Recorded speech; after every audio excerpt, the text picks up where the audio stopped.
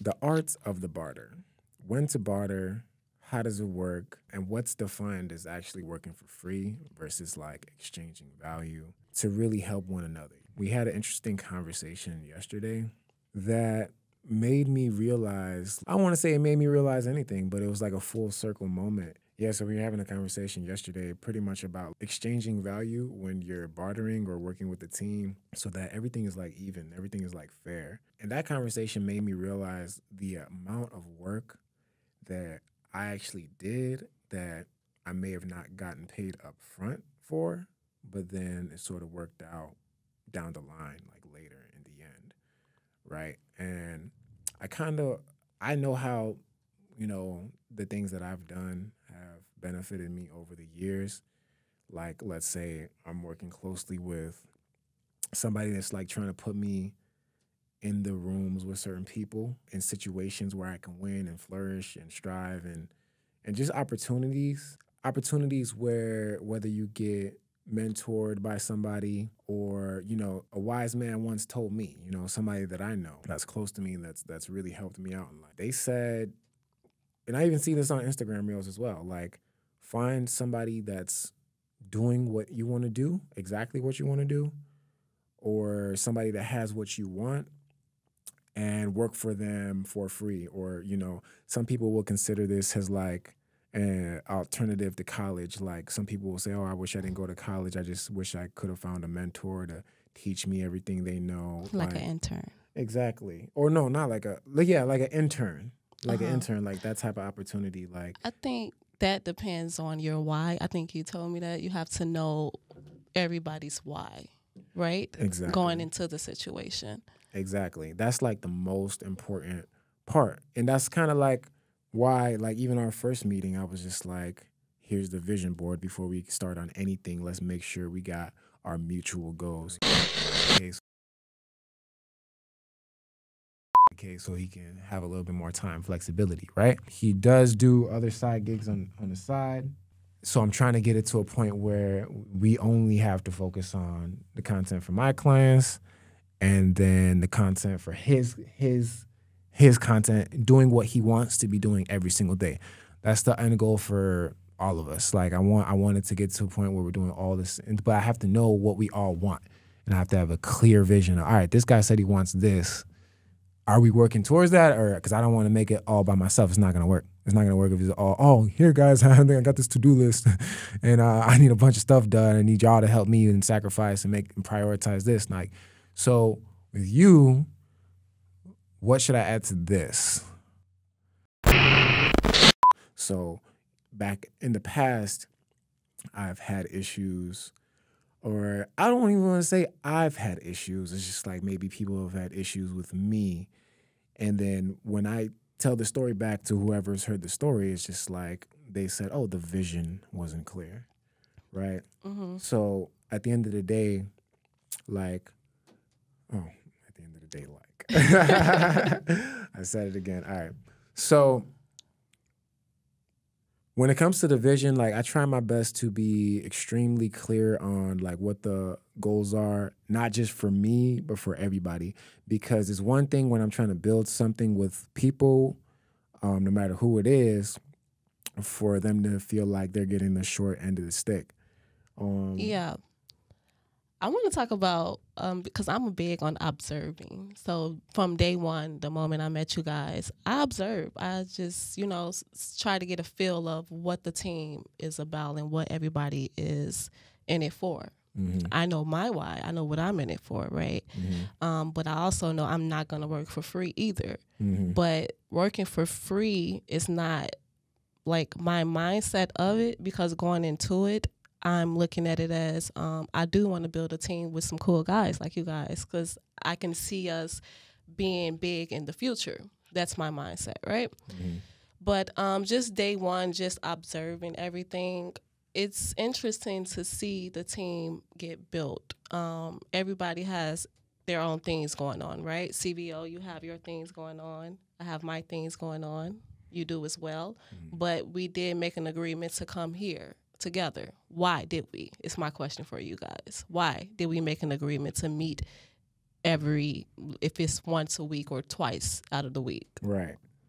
Like, in my opinion, I feel like the same way Elon Musk is trying to get everybody back in the office after COVID, you know, like, it's like there's something about the work environment, you know? Okay. Like, and I have like another office I downtown agree. we can meet up too, you know, like CVO, he has a warehouse where it was a group of entrepreneurs that had a central location where it was a mutual benefit. You know, there's something about just the work environment and linking up.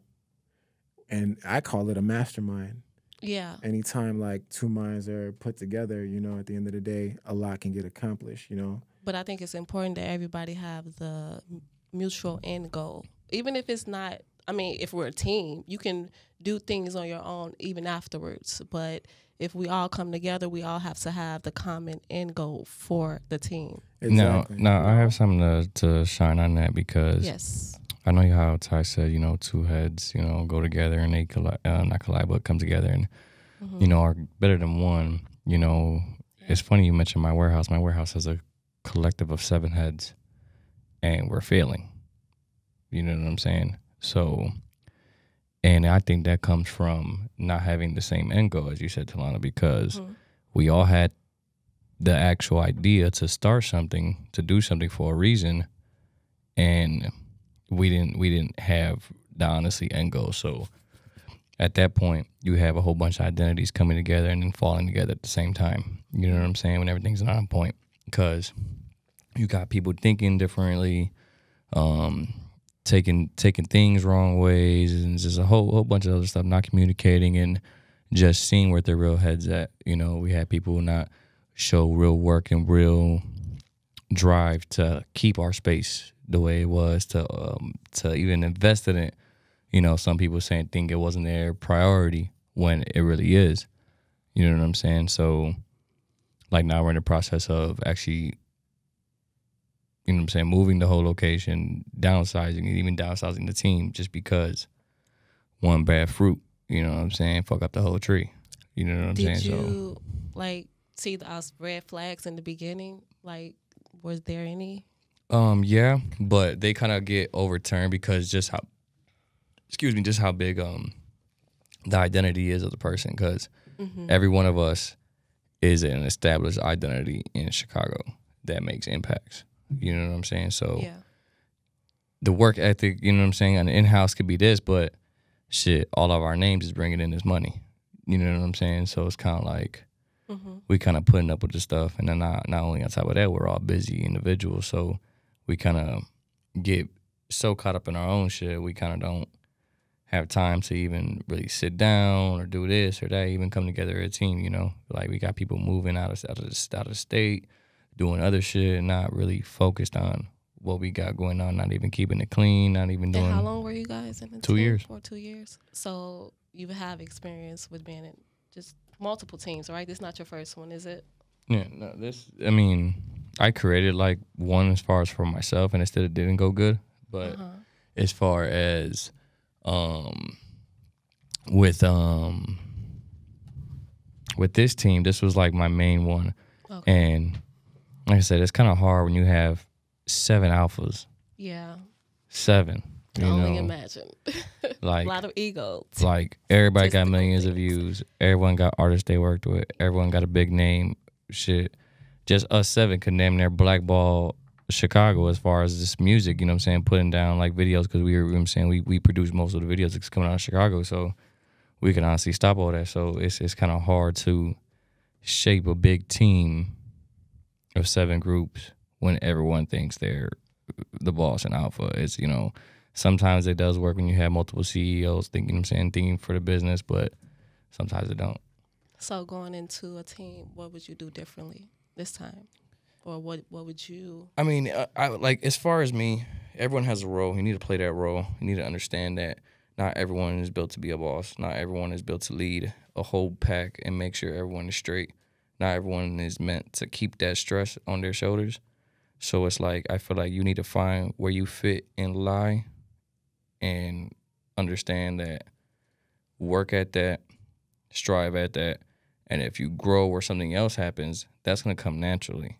you know, whatever happens after that. But as far as a team and there's a mutual goal, you understand a mutual goal, you need to do your job. Because at the end of the day, if you fail, then you're making everyone else fail. Just because you don't like, because you're not the boss. Right. You're not doing this. You're not doing that. Do your job without somebody holding you accountable for doing your job. You know what I'm saying? Just do it. So that's kind of how I would do it, and just, you know, just kind of like peep the work ethic, peep, you know what I'm saying, how you move, how you talk, how you carry yourself, just the whole 9 yards, because everything be going good and then just fall. And then that's where you really see, you know what I'm saying, the real character of the person. Oh, we're falling. What are we going to do to make us back up? Yeah. Oh, you're not putting in work now. Oh, but you was here while we was up. You was here when we was getting money. Right. But now we losing, and you don't want to put ends in. You don't want to pay a little bit of rent, you know, out of our pockets because we missing money for a little bit because of the month. Right. You know what I'm saying? Like, then you start to see people like, oh, now I see your intentions. I see how you really feel. And those are real no-goes for me. But that at that point, that kind of, you know, depends on the situation of the team, because you can only see that when you're falling. You know, you're going to kind of only see people's intentions when you're falling. But I guess, like you said, the end goal wasn't established then in the beginning. We thought it was. I want to say we thought it was. We thought that we had an overall idea. You know, everything sounds good. Everything looks good on paper, but nothing's without action. You know what I'm saying? So we said so many things that we had wanted for it, and just never really established the end goal. Never even put work towards that to keep what we needed to. Can I ask you, when you said everything looks good on paper, could you recall actually writing down a common goal on paper? Oh yeah. We had a whole board. Oh snap! Oh, yeah. Similar to what I pulled up, like just like a drawing board. That's you know what I'm saying? Like, and you kind of like checked it off, or not even more like check it off. More was like, this is what needs to be done, you know, and it just didn't happen. You know what I'm saying? Like, because everybody's doing their own thing. Pretty much. So I think there's two parts to that, where it's like everybody can say what the common goal is, but I think something that's got to be addressed up front is like, what is everybody's motive and what is everybody's situation? Like, so if B, it's like everybody's trying to get from A to B. B is like the goal, the destination, but everybody's A is not the same. So wherever they're starting from, that's definitely something to factor in the equation. It's like, okay, this person is trying to get from A to B. Why does he want to get to B? Because he's at A. So it's like we all at different chapters in our lives, in a sense, right? So when it comes to who's driving the ship, it's like you said, it was a situation with 5 different alphas, 5 different captains, right? That can have some equity, but that can also backfire in a sense. So it's like, when I tried to identify what everybody here strong suit was or is, that's what we want to sort of focus on, and we would assign tasks to that specific person based off of his strong suits or his or her strong suits to pretty much accomplish that common goal to get us all where we're trying to go. You know, like with me, I've said before, like the type of people I need around me are definitely people that can think for themselves before anything. So, because if I got to think for myself and the next person next to me, that sounds like a headache, doesn't it? I'm thinking for 2 people, 2 individuals. We're all grown in a sense, right? And then when it comes to accountability and holding each other accountable for mutual tasks that we both agreed would get done by a certain day, you know, that's the difficult part. You know, it's like, are we going to have that honest conversation and be fully transparent and hold each other accountable? Like, hey, we both said we wanted this done by this date. Or things can fall apart. And when things fall apart because of an honest conversation, then that's more so a sign that it wasn't even going to go far in the first place, right? But I think it's a beautiful thing when people can be extremely honest. So it's one thing to say, hey, we're going to keep it 100 with each other in the beginning. Everything's always looks good in the beginning because there's so much potential, nowhere to go but up. We all excited. And then like we'll experience true colors will show over time, over a long time or a short time. but we're all going to go off our previous experiences to look out for the red flags, right? Mm-hmm. So it's like, yeah, we got the mutual goals. And then we all know what our strong suits are and what our tasks are for the group, for to benefit the group. What I think may have been cloudy was I laid out the business plan, and I can guarantee that it works in a sense, right? Yeah, I don't think your plan had anything to do with it. I just think like the circumstances at the time has everything to do with it, because CBL's busy. He has things that he has to do. I have things that I have to do first, right? In order to not work for free. If we're going to talk about working for free. Yeah. And it's that's the tricky part. When you think about prioritizing those things, you're like, I have to get this money because I have bills. I have to. Yeah. It's not even what I want to do. Mm-hmm. And I don't know. I just think we have to structure things around that's realistic for all of us. Yeah. And I tried to do that before in the past. Like, it's like I struggle with like the whole, if I got to train you, I can't pay you type of thing. And it's just like, where's the situation? Because I could just recall many situations where, like, the company that last year I helped make I helped them make $100,000 and just clients, helping them close. Like, but I didn't start off, when I started off helping them, I wasn't making nothing. Mm-hmm. I just wanted to learn. Mm-hmm. I just wanted to learn the business so that I could use what I learned within their business and then make it work for myself. And then they just happened to bring in so many clients, it was enough to split. It was enough to split the income that was coming in for the business.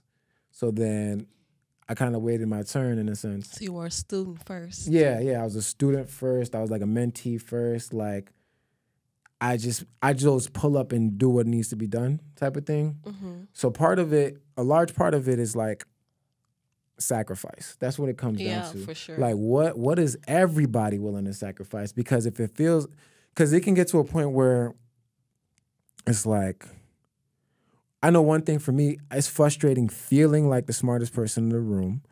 It's like feeling, not saying I am or self-proclaiming to be or assuming that I am, but it's just like when it comes to, am I putting in effort? Like, am I putting the most effort into the same task?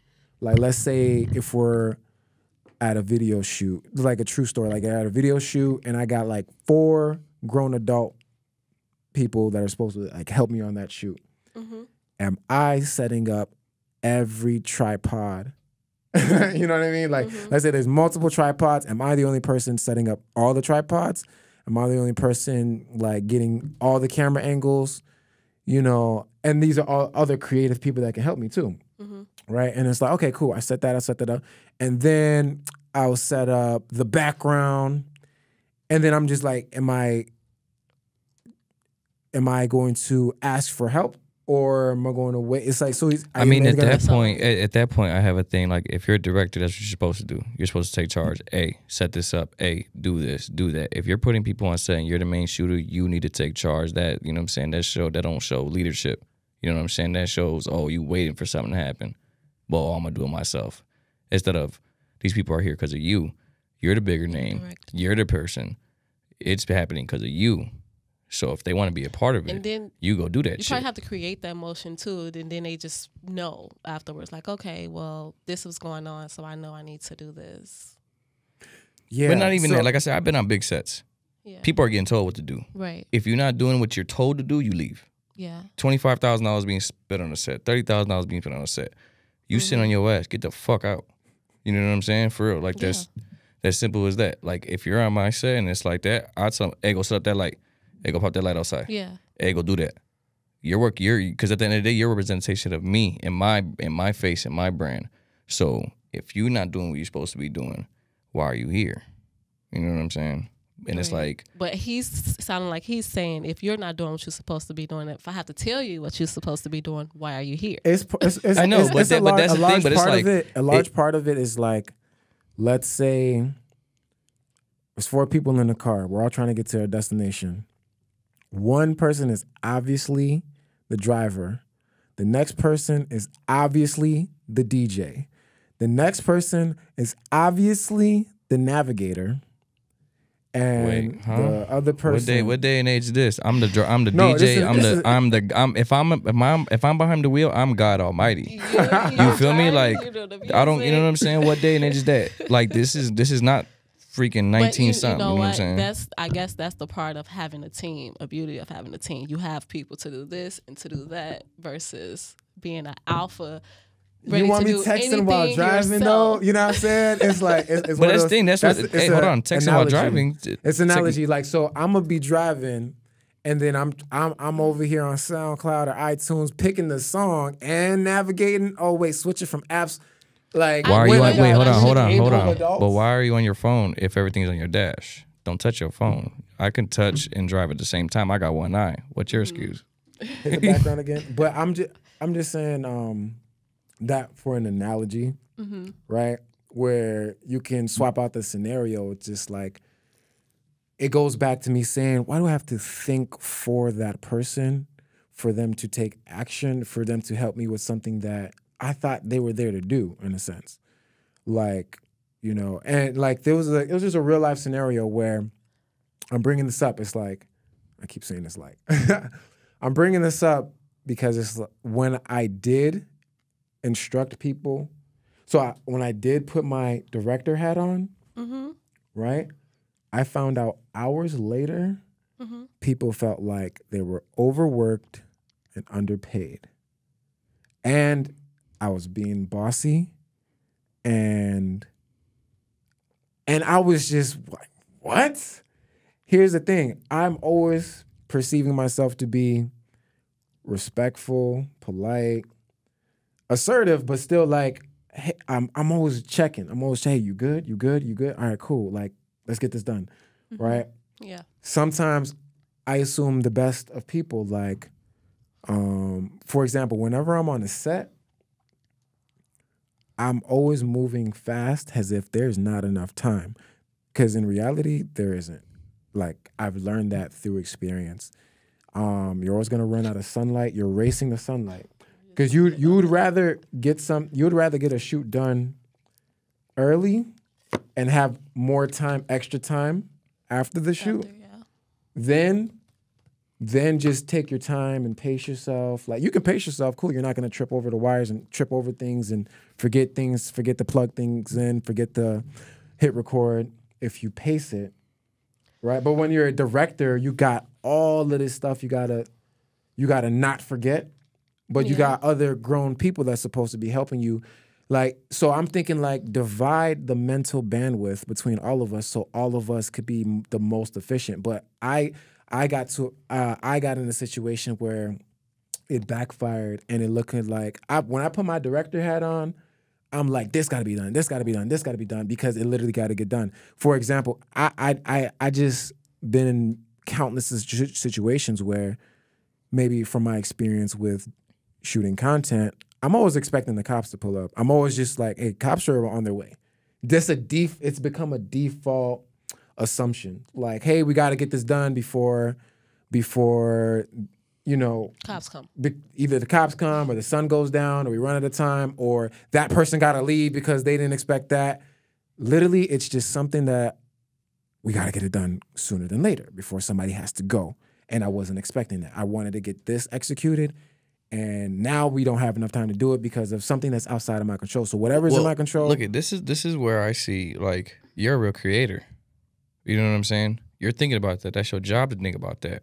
I think about it all the time. You know what I'm saying? That's our job to think about that.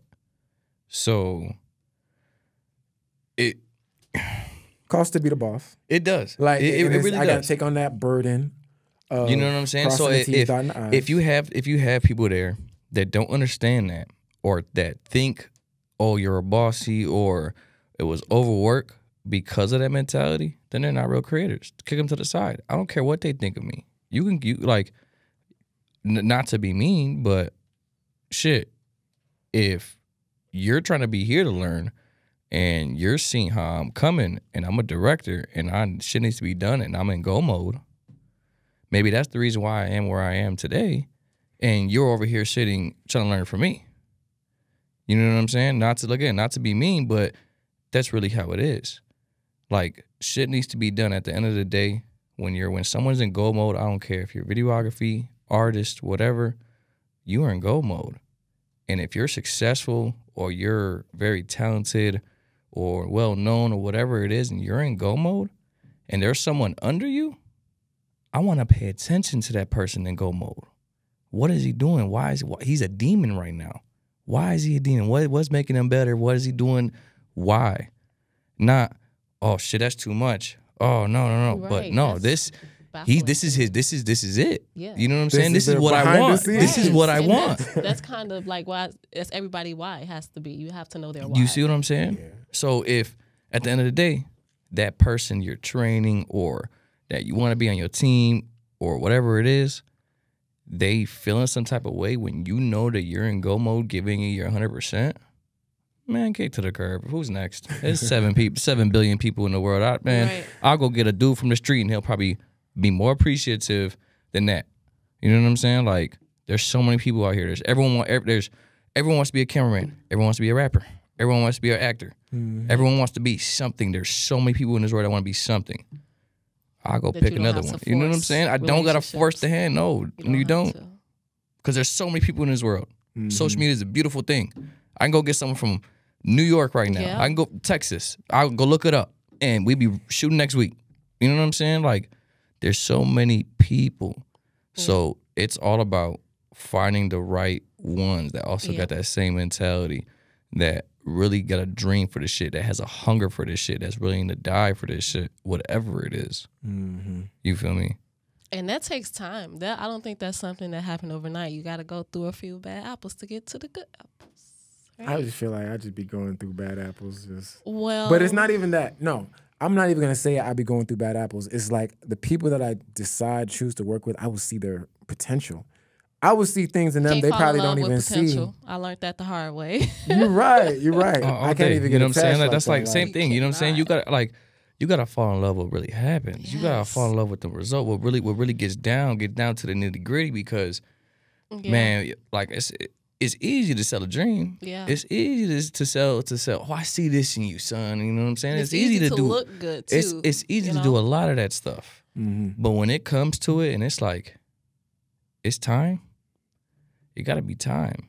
You know what I'm saying? And excuses are like, yeah. Yeah, at the end of the day, it's like, it's about the result, the end result at the end of the day. Like, I just got off the phone with these people. They're like, you know, funding related. It's like, man, the client is like, he's really impatient. He's just like, he just wants to get some sort of assurance and this. And I'm like, it's the timing. Half of this is all about timing when it comes to funding. What does your profile look like? Because the day they pull it, it's going to matter. It's a snapshot of your current report. So if we're waiting for something to update, it's about timing. So I was trying to coach them, like, at the end of the day, the end result is going to be the end result. We can't jeopardize or risk the end result. We got to deliver on the end result. So when I'm rushing people, left, right, do this, do that. Like, you know, at the end of the day, that end result. Yeah. The end result, I already knew what was up. I already knew, man, let's get this interview out the way before this person say they got to go because they real life busy. They real life got priorities. Yeah. That is not under my control. What I have under control is the little time that I have right now. I'm going to act like I'm running out. You know what I mean? Like an hourglass, turned over, boom, let's get it done. So we have extra time to chill afterwards if we need to do another take, if we need to ask more questions, stuff like that. You know, at the end of the day. Today, it took us, a couple hours to even get started. We lost time. Yeah. And what about situations like that? That's out of our control. Yeah. And then here's the thing. Things that are outside of our control, that leads me to my next point. Things that are outside of my control. People will look at me like the director. Oh, you're supposed to be the leader. And I'll get blamed for the things that are literally outside of my control. I mean, you got to be prepared for that, though. Hold on. You got to be prepared for that. As the alpha male, as the leader, as the boss, you got to be prepared for that. You know what I'm saying? You got to prepare to take all that heat. If you're not afraid of being, I'm saying that's what it is. That's what it comes with. Yeah. You know what I'm saying? That's what you signed up for. You gave people, you know what I'm saying? You give people that notion that I'm the alpha male, I'm going to take care of it.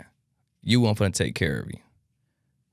That's you already, your word is bond. You know what I'm saying? Much people say, oh, let's put it on paper, let's make it a fit. No, some people fit real shit. Word is bond, and think about words, but get motherfuckers killed too. You know what I'm saying? Like I'm gonna hold you accountable. So it's like you selling the dream, or you selling whatever you selling. You gotta deliver if you a boss, especially if you showing them that you a boss. My only thing to that is like, the dream only works if everybody works. The dream only works when everybody does their equal part. So it's like, I got this vision, even with our business plan. Everybody, like the very first thing I try to determine is availability. Our priorities, our problems, they're not going anywhere. Right? So the sacrifice we would have to make is like, I'd be making a sacrifice, y'all would be making a sacrifice, but I'm at least ask up front, like, hey, are y'all able to make the sacrifice? I know I'm willing to. It's a good idea, but keep in mind, this is a joint effort. This is a mutual goals. This is not just about me. I'm bringing all these ideas to the table. This business plan is only going to work if we all literally agree to this and we actually keep our word. You know what I mean? So if we all agree, we all say yes to these days that we're going to show up. We have to show up. If we don't show up, even if we don't show up like one day, if we say we're going to show up 2 days and we don't show up one day, that means we're only 50% like efficient. We're only 50% efficient of what we actually said we're going to do. And I have a plan that requires like 100% effort based off of the sacrifice we already committed to. So it's like we all got to make that equal sacrifice. And then it gets down to a point where, well, that sacrifice you're talking about, it's like like I said earlier, we're all at different starting points where it's going to cost. It's going to have some sort of cost to it that's sometimes going to be inconvenient. It's not going to be as easy for this person to call off of work or easy for this person to block off this date. That's why it's like the first thing I want to establish is what is realistic, because I've tried to do this in the past, build a team in the past where it's like, I thought they agreed to this, but you know, if they don't show up, what am I going to do? I got two options. I can yell, complain. I could have a long-winded conversation about how it is. I'm gonna discipline them. What the hell? We all grown. Or outside of that, why don't you take into your self consideration? What am I doing wrong that's making them not show up? What, you know what I'm saying? Like that's also a thing too. You know what I'm saying? Like I agree with that, because that's what my mentor told me. He was like, well, one, they didn't see the vision. I'm like, they didn't see the vision. I thought I explained it to him. Well, I mean, we probably equity. Like my thing is this, like that's why I try to establish up front. What are they getting out of this that is so valuable to them? Because when I approach people, even how I speak, how I perceive I'm coming off is, I'm always looking for a win-win situation in every single conversation, not just situation. Literally every conversation, every interaction that I have with somebody, I don't care if I'm at the gas station. I might just smile at the cashier, so they might have a better day after interacting with me. You know what I mean? So I'm always looking, that's how I perceive myself. And then I will find out later, somebody may feel as if I wasn't being genuine. I was putting them on the back burner. I wasn't putting them as a priority. It was something where they weren't getting what they needed out of me. And I was told I need to work on just either communication or just setting the standards up front. But I'm like, I thought I was a good communicator. Well, so I need some feedback on that. Say that just dealing with teams that I deal with now, I have to meet with them weekly, whether it's a phone call or something, just to catch up where we're at. What are we doing? What did we get done? What problems are we having? Because when I did not do that, I got a fucking roof falling from the ceiling. You know what I mean? So things like that, I have to make sure I have to follow up with them. That's just my duty, to make sure that things are getting done. Right? So I would say follow up, even if it's a conversation. Did we check this off the list? Like, even if it's a phone call CBO, or CBO call you like, hey, where we at with this? What we need to do to get this done, like today or tomorrow? Like, can you do it today? Can you do it tomorrow? It's just communicating throughout the week or month or whatever. Yeah, I would even go as far as to having like a scheduled day strictly for communication. In a perfect world, right? Like, I could afford to pay everybody enough to ignore everything else besides the goals of this team, right? Is that in everybody's best interest? Like, oh, I still like to do other stuff. Like, so it's like, at the end of the day, like, what is the best way to go about it? It can't be strictly about money, like, and a paycheck. You know what I mean? We all have ways of, from what I found out about where money actually comes from and how easy they're printing it and how much of it is going like out to people with good credit, it's just like a money problem can be simply. I would say easy because it's easy after the knowledge I've acquired. But what I would just say is it's like the money can't be the ultimate motive. It's really got to be the full vision to the point where it's I mean, you got to think about it though. It goes hand in hand. Yeah. They tit for tat. There is no one greater than the other, because without money, I can't focus on no full vision, and without you know what I'm saying. Even without vision, we're not making money. It's this reality. And that. You know what I'm saying? Like, it's the whole thing. So, unfortunately, in a not perfect world, that's all that stuff is not happening, and people need what they need at the end of the day. You know the knowledge.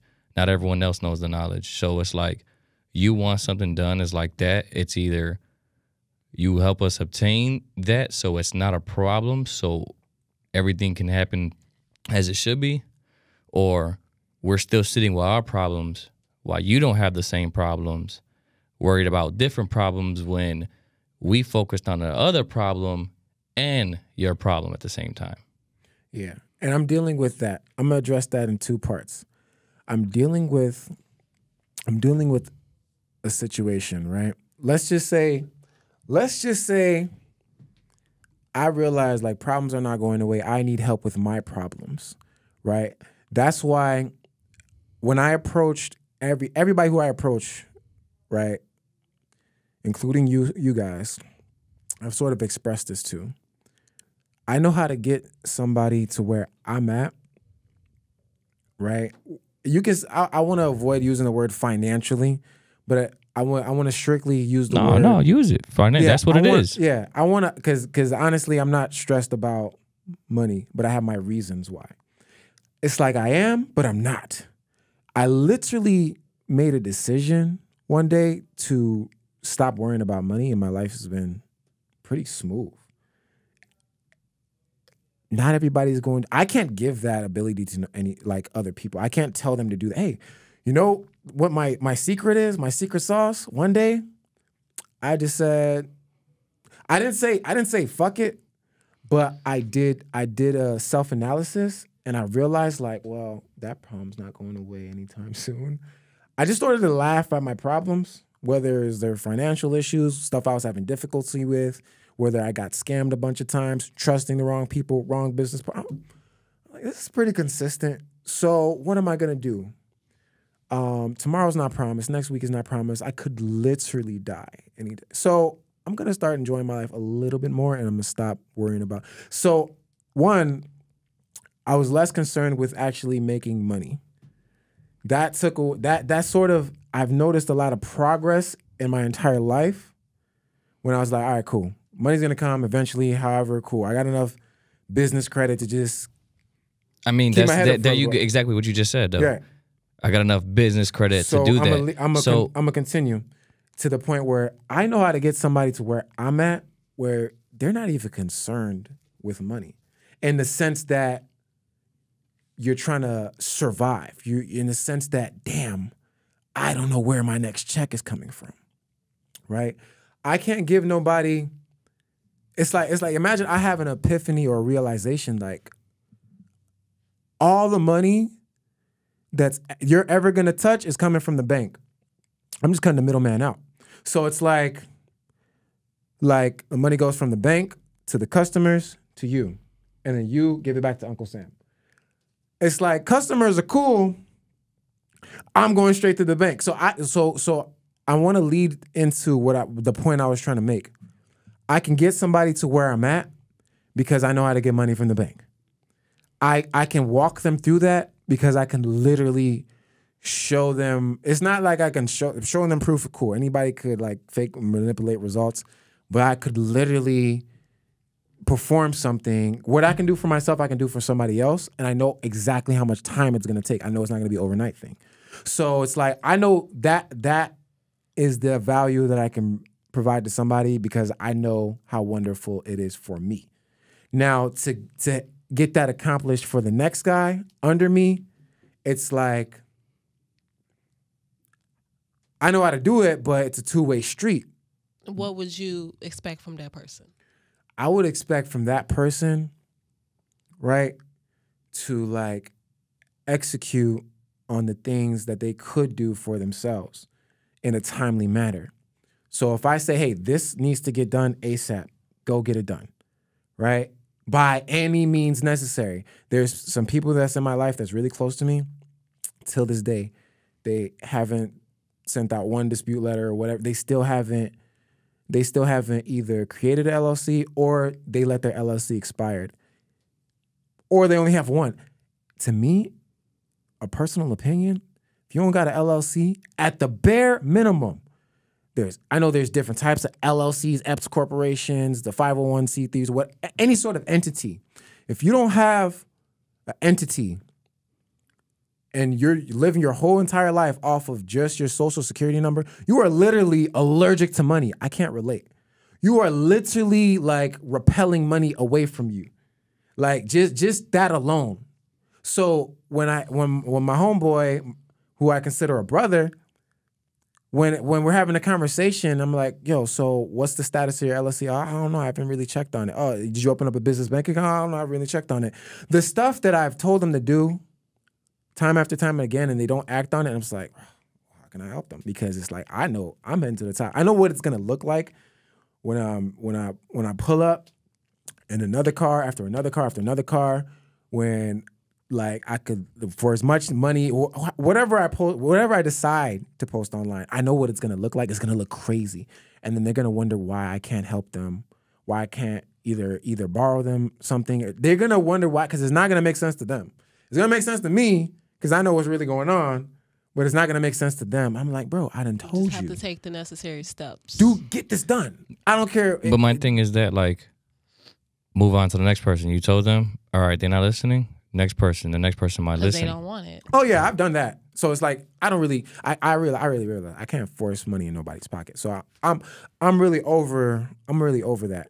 So the main point I was trying to make, I can, like, let's say a person's trying to get from A to B and I'm already at B, I can literally navigate them to get there. But there's certain things that's outside of my control. And it's certain things that the ball is in their court. Is, yo, did you get that done? Because I'm ready to take step number 2. Second thing is, what sacrifices are they willing to make? Are they willing to make the same sacrifices that I was willing to make? Because we both have problems. We both have priorities. I just pick which problems I want to have. Problems are never going to go away. So it's like you got to decide, do you want to trade bank accounts? Do you want to trade problems? Because I just decided, literally recently, you know what? There's certain problems that I'm willing to deal with. I'm going to go, I don't really care the headaches that come with them. I care, but then I don't. I already know even if my life sucks, cool. I'm dealing with the situation. So when I'm having those conversations with people that are trying to get to where I'm at, I'm like, bro, it's going to require this. Sometimes you might have to work for free. That's what I did. Are you willing to do that? Well, no. So that was an interesting conversation we were even having yesterday. It was like you would be shocked. You would be shocked of how many things that I've done without even caring about getting paid for it, because I already know where the real money comes from. It comes from the bank. Again, that's you. You keep talking for you. So when it comes to the next person, their money not coming from the bank. Their money is coming from the client. So that's a choice, though. It's a choice. Technically it is, but it's something that we have to do because it's what's needed. There's multiple things you could do. You motherfuckers scam, get your own job, work for somebody, credit, rob banks, whatever. There's multiple ways to get money. Sell drugs. I'm just saying. You know what I'm saying? Yeah, like there's so many. It's a choice. Out of all those choices, you know what I've realized? What's more important, the most important thing is credit comes above before anything. Credit eliminates all of that shit. All of that shit becomes thrown out the window. It becomes irrelevant. When I'm telling you it's a choice, you know how Kanye says slavery was a choice type of shit? In 2023, these days, that's what I realized, but I can't, it don't matter if I talk for like 4 hours straight. I can't convince nobody until they do it for themselves. And I can show you how powerful your credit is. How just because you have an 800 score with the right profile, you can have a 5-minute credit score. You can have a 5-minute conversation and get $100,000 cash. So that whole the same 100,000 that you would have to get 100 clients to pay you to pay you 100,000, but a 5-minute conversation literally got me $100,000 that I'm able to spend. And not everyone knows that. No. It's not. That's not the main point I'm trying to make. So the main point I'm trying to make is like when you say you have to service these clients. The whole point I was making the last 20 minutes was, well, fuck them clients. What does your credit look like? I would really say your credit is your job. I've told this to everybody that's close to me in life. Okay, so I'm sitting at 800, and why am I still having problems? Not the score, the profile. My profile's fine. Instead, there's a couple of things still. And you have an LLC. And I have an LLC. You have an LLC. You ready to go, but it's the little things. It's those little things too. It's the inquiries we said we're gonna get off. Those inquiries, we setting it up so it's not just a shotgun approach.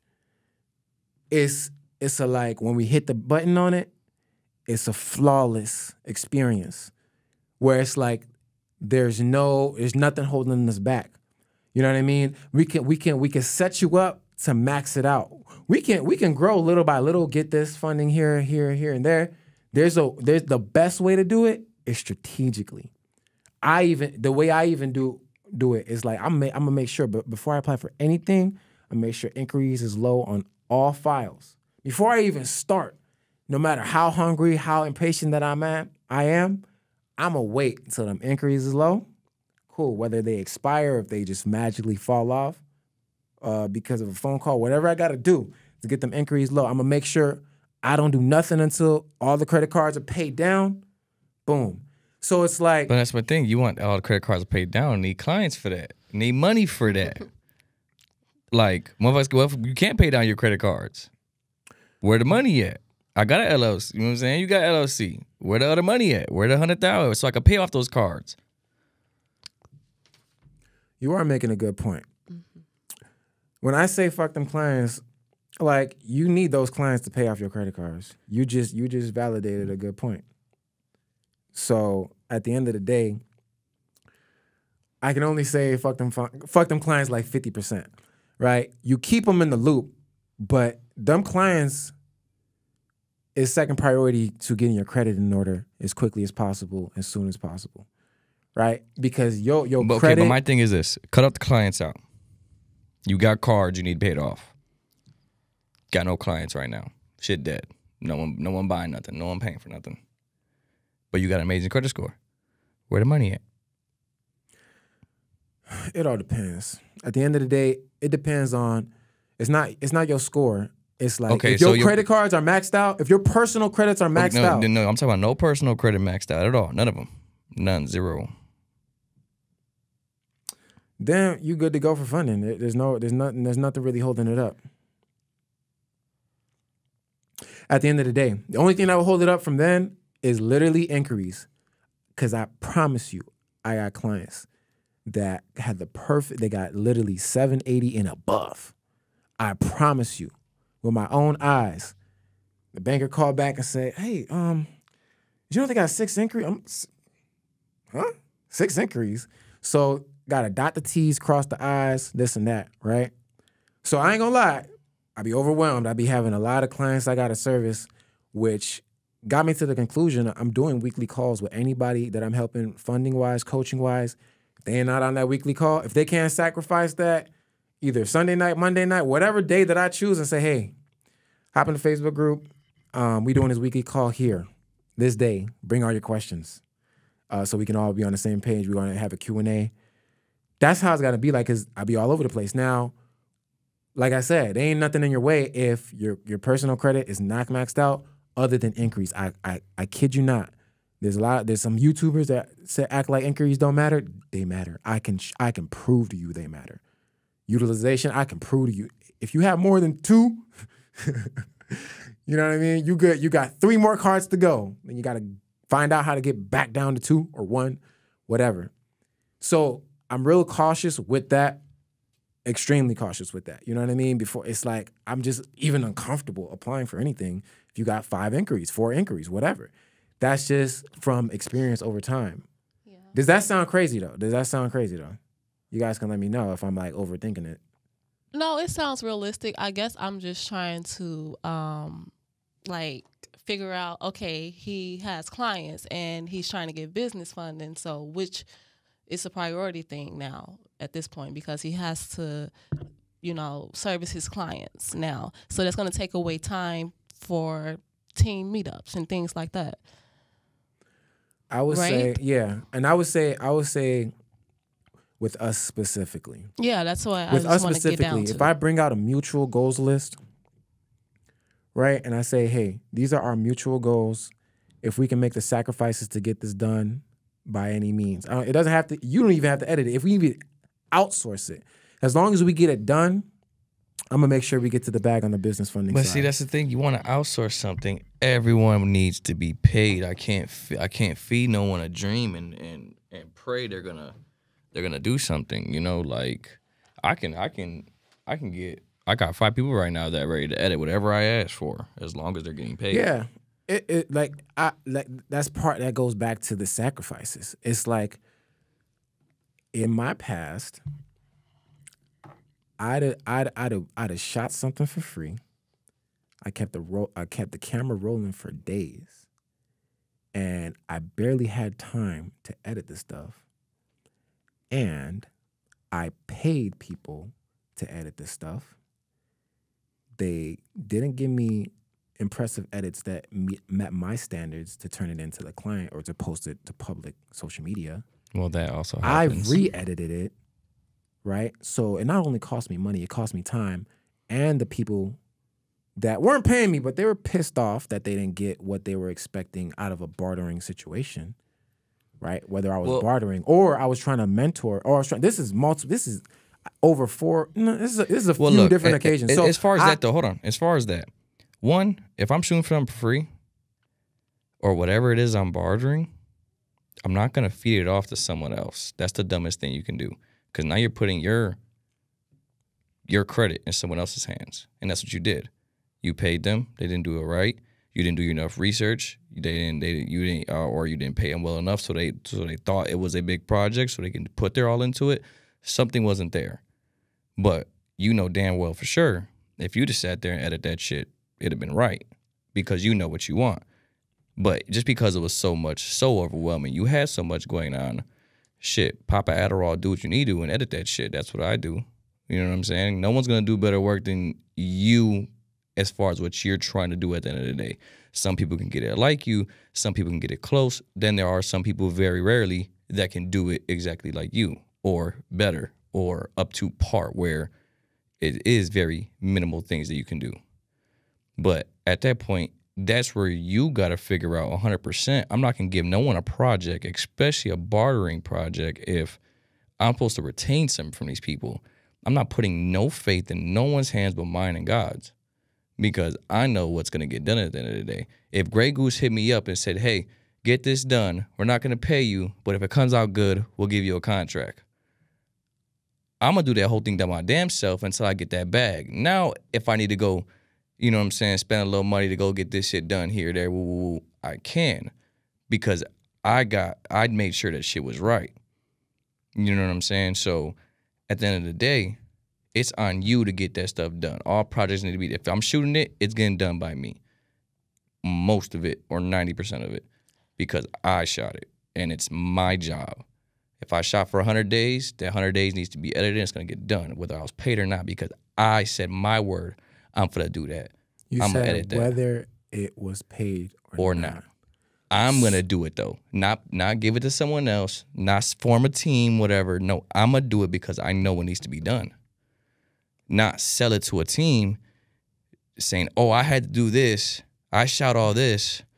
I got all this stuff other shot. I gotta work on this because they're waiting on this, and I shot it for free, and it needs to be edited. Hopefully you edited it good enough so I can send it to them. And this is, hey, what me and my team did, but it was shot however long ago, and it should have been done. And here it is, and hopefully you guys will pay us for some services. No. If I'd have went 7 days and shot something for a team, that should have been done 2 days after that 7 days. And then on to the next project. Not sitting, go shoot more, sitting, go shoot more, sitting, shoot. You'll never get anything done as a videographer. You're taking out too much. But that takes time, and I think that's why you try to build a team, because but you know what I'm saying, with credit and everything too. I'm saying that does, but at the end of the day, you're, as a creative, not everyone is an astounding creative. Yeah. Unfortunately, I can't give someone a camera and say, go shoot this. Some people you can, some people you can't. But when it's something that you know you're very professional at and you want to get done for a high-end client or someone that you looking to be a mentor of, or pretty much looking for validation or respect or the love and peace that you want from that person, I'm not giving no inch of shit to anyone else so they can ruin the opportunity that I'm setting for myself. Now, once I lock it in and I establish something and I'm allowed to bring people in, then I will. Because then it's at my choice and my disposal. When you say once you lock it in, what do you mean? Okay, like I said, for Grey Goose tells me, shoot something. I did something for them in the Super Bowl, right? This is something I did. They told me to shoot 4 different things for the Super Bowl. For free in the beginning. No, they paid me. Oh. But I did up front, Grey Goose, multi-million dollar company. They pay me up front. I don't take no. I'm saying this is business. Like you don't go into Gucci and say, hey, can I bring it and then pay for it later? Mm-hmm. No, all the videos, anything, all this is Gucci. All this Gucci, Louis, Armani. You up front because you're a referral. They know your work. Yes, but because someone else paid me to shoot something for them. Okay. That end up having to have Grey Goose in it. Gotcha. And so you delivered. You just did an amazing job. And I did it. That's what it did. Okay. And they were like, holy shit. Mm-hmm. We need more of that. Yes. We need more where that came from. Yes. And I said, okay, let's do it. We're doing something for the Super Bowl. This was not last year. It was 2 years ago. We're doing something for the Super Bowl. Mm-hmm. We have 4 locations of 4 different influencers in Chicago doing their Super Bowl drink. We need you to record them. It's going on our social media. We're doing a whole campaign. Bet. I got it. Did the whole thing myself. I didn't call no one. Didn't edit no one. Nothing. The whole thing my damn self. So I'm going to pause you right there. You delivered on the first project that you were able to complete yourself so that you got locked in. Now you just secured the client, right? You just proven yourself that you can deliver. You know, you can prioritize them. Now, I'm gonna give you it's not a hypothetical situation. Mm-hmm. Let's say they literally booked you because whatever you shoot, you can edit the best, right? Mm-hmm. So let's say literally they gave you a bag, right? And they say, hey, we just gave you a bag for that first project because you delivered. There's literally 100 more projects. Literally, we're going to be literal. We got 100 more projects for you. We want you to get it done. We don't care how you get it done. We don't even know if you edited that. Your name is on it, your logo's on it. We want you to shoot, come out, capture this content for the next 100 days in a row. Please. What would you say to that? First, let's start off with what would you say to that? Would you accept that offer? I want to know how much the money is first. Let's say it's literally $1 million. Yeah, easy. I'll do it. Get it done. I have every video shot done either the day or the day before. You know how many Adderalls I pop. You know how many. I don't sleep. If it needs to be done and that bag is there, I'll get it done. 100 days, I'll sleep when I'm dead. Just you, no team. Just me, 100%. I know I could do it. That's how strongly I am about my creativity, what I can do, how fast I can work.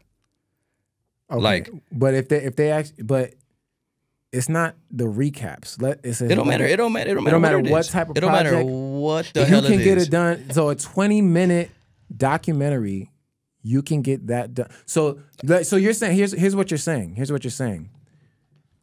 You could drive 40 minutes to the whatever location they gave you. Maybe you had to hop on a flight. I'm saying literally 100 days in a row. You got off the plane, you hop in the Uber, and then you pull out your laptop out there. No, it's time to shoot at 10 a.m. Boom, you're shooting till 6 p.m., right? And then you're going to get back to your hotel at 7 p.m. You're going to edit, and the next shoot is at 10 a.m. again, next day. Yeah, I've had projects like that before and got the shit done. It's not hard, bro. I'm a creative. I could edit a whole 20-minute documentary if I'm getting paid for it and I'm motivated for it, probably in about 4 hours.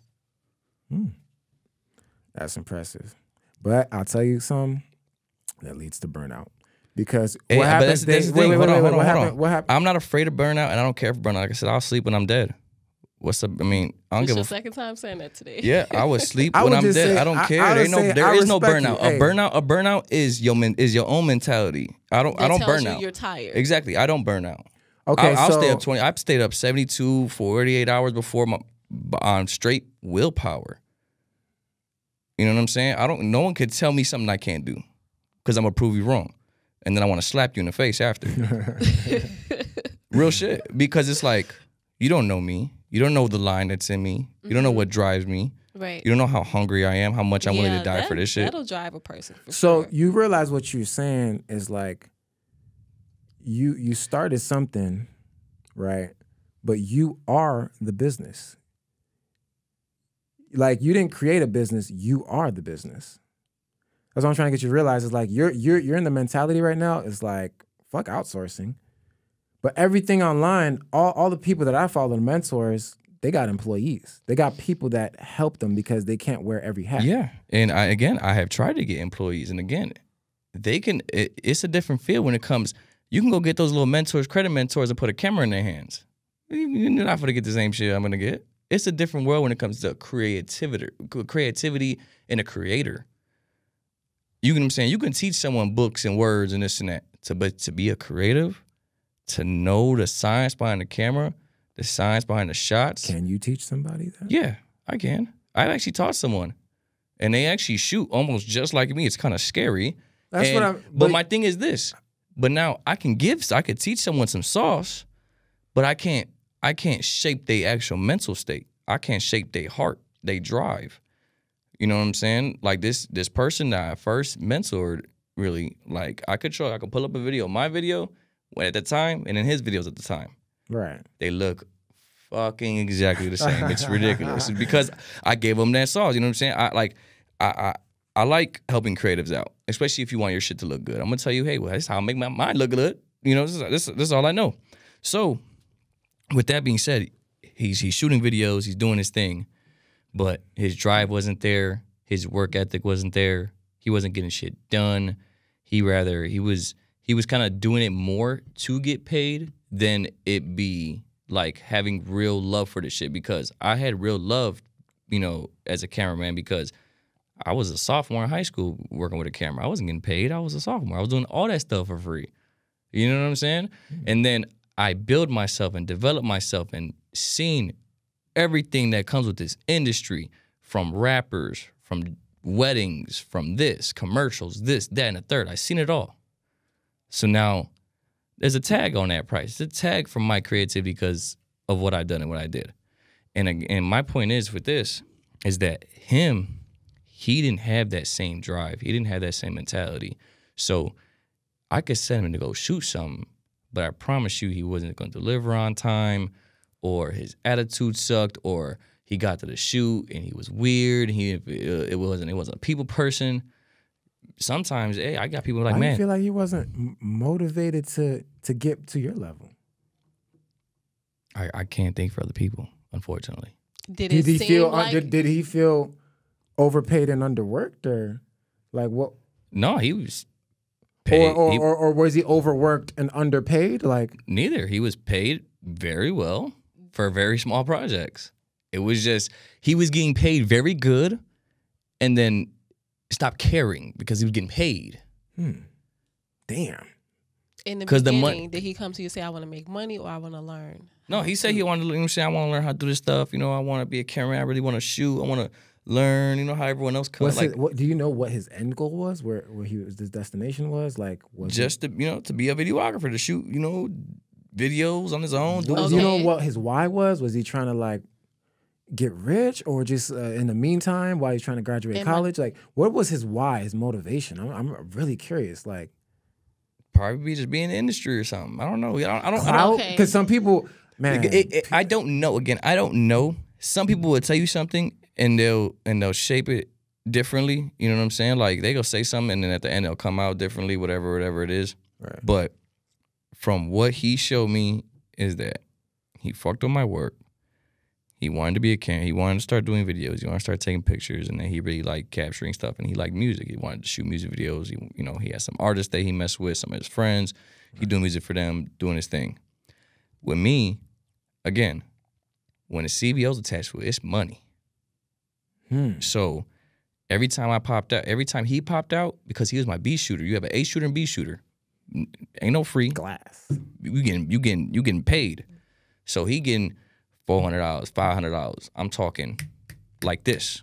I'm talking, but videos is busting. I'm talking 4 or 5 videos a week at $500, $400. Easy. And just messing up the name, messing up the brand, not delivering. Let me ask you this. Where did you envision his position being in your business? Was he always going to be? He was going to be my second shooter. No, he was. He was going to be my second shooter. When someone doesn't have the budget for it, if someone doesn't have the budget, they don't have the budget for me. You still can get a CVO visual. Still make sure it's glass coming from us at a smaller price, but you're getting it from him, and I'm still getting paid off it. And that builds your company, right? Mm-hmm. Overall, that builds your business, right? Because let's say your $1 million client sent you to 2 locations at once. How are you going to do that?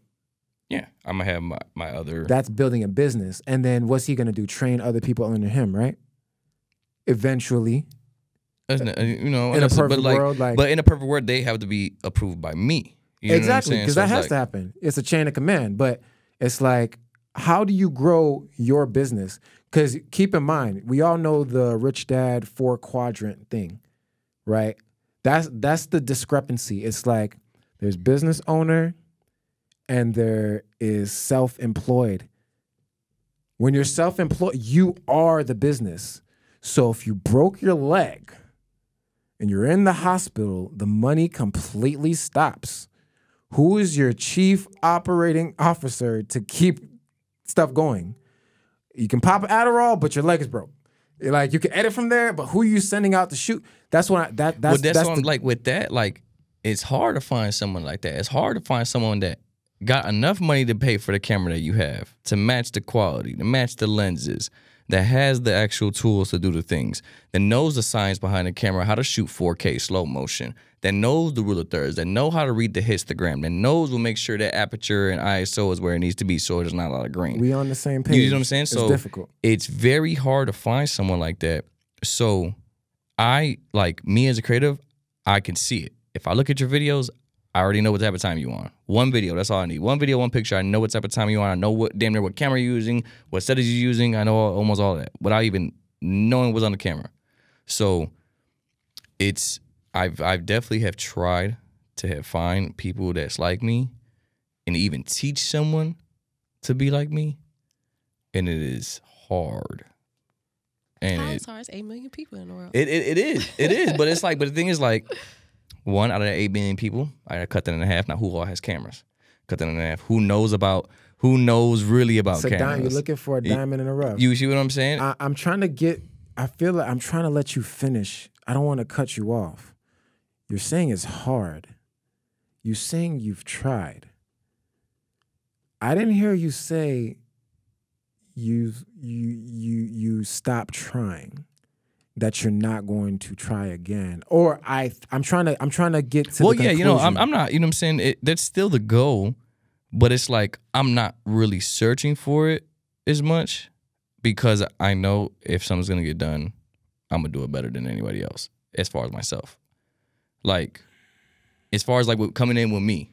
Okay, all right. So what I'm really trying to get down to the bottom of is like, because you mentioned earlier, I shouldn't have outsourced my work that my clients are expecting to be edited on my level to anybody else, right? Mm-hmm. Now, of course, I'm gonna vet these people the same way you vetted that protege of yours, right? Like, of course, I'm gonna see what they shot before to see if I want to like if they've impressed me enough that I think they have the capability to deliver for my clients. To see if they have the capability to deliver the quality that I need for my clients, right? So not only that, quick though, I wouldn't call them clients because clients is paid work.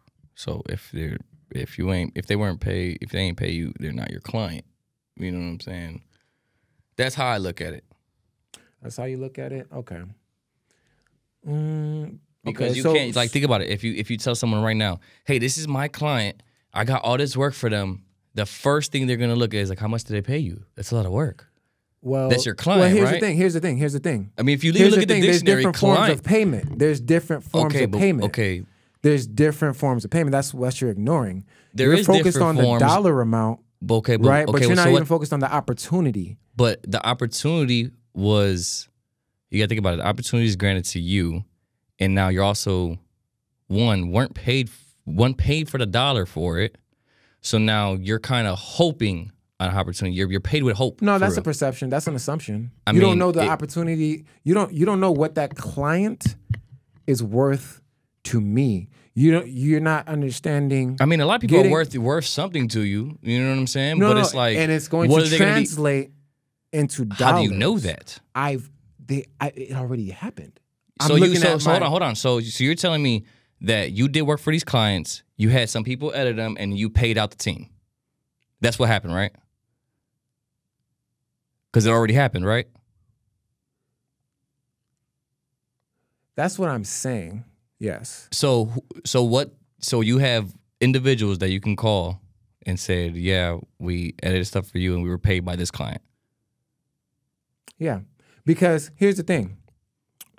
When I have a client and I hire help, right? The business between me and my client, that's business between me and my client. Like the transaction, the actual dollar amount that I'm getting paid, whether it's $1 or $1 million, that's between, I literally negotiated the transaction. That's how, the Joe Budden podcast, just to reference a popular situation that everybody's familiar with, like the people that weren't sitting in the negotiation rooms from day one, like they started asking to see the books or whatever. Like you hire a team to help you. Well, I mean, it depends on how you look at that team. If we're partners, got to see the books. Give a fuck. But if you look at me as an employee, then that's different. But I ain't no one's employee, so I need to see that shit. You know what I'm saying? Right. So right. Don't. You do got to understand how working on something is going to get you paid. You do got to understand how working on something is going to get you paid. But the thing is, like I've said, if I've done stuff like that before and it hasn't followed through, how you expect? You seeing that has a red flag, but you really have no clue of the negotiations that went on. I mean, so here's the thing. because Here's the you're thing. not. I mean, you got the client. You got the client over here, right? You got the client over here. I negotiated the situation, right? Whether I got paid or not, I know. Well, okay, I know what that is. As far as that though, as far as the part how this is supposed to go, whatever was negotiated needs to be told it fully. If this is gonna work. I did say it up front. I did say it up front, but the way I put it to motivate the team. It was more motivation. I'll tell you the way I put it. I put it in the way where it was soft. If we deliver, we're gonna get paid. We're gonna get paid. But what situation? Because I offer my clients guarantees. I literally said it on the last paragraph. If you don't have a service that you can guarantee, then you're gonna. What did you guarantee your clients? When was consistency? Okay, and have you delivered? If my team doesn't perform, that's not what I asked. That's not what I asked. That's not what I asked. Have you delivered? Yeah, I delivered. I delivered by myself. Okay, 100%. So why haven't they give you the bag yet? I've gotten the bag from these clients. They put me in rooms to give me the biggest checks of my life. Rooms that I wouldn't have been able to get into. So us editing or doing whatever this is going to get us into those same rooms. Yeah. Literally, it'll get you on. And you have done this before. Yes. So you can call I'm speaking someone from experience. Okay, that's what I'm saying. So then where's that team at then? If that team worked, where are they at? The same thing that happened with your protege. It's the same thing. They didn't get the vision. You know what I mean? It was a disconnect there where because the reason why did they feel disconnected because they feel like they were working for you and not with you? I'll tell you exactly what happened. Right? You just asked me, did they feel like they were working for me or with me? Right? With everybody, I go over the mutual goals. I say, hey, this is a team effort. We put the same amount of energy in for the same common goal. We gonna get paid. I have the blueprint. I got the idea. I got the business plan. It's all laid out. We got to put in some work up front. The bag is not gonna come right away because you can be chasing pennies, skipping over dollars, right? At the end of the day, I know how it works because of my own experience. I've literally put in the years. I've done work for a client for free for years, put me in a room with somebody who makes over $100 million. I got my biggest check.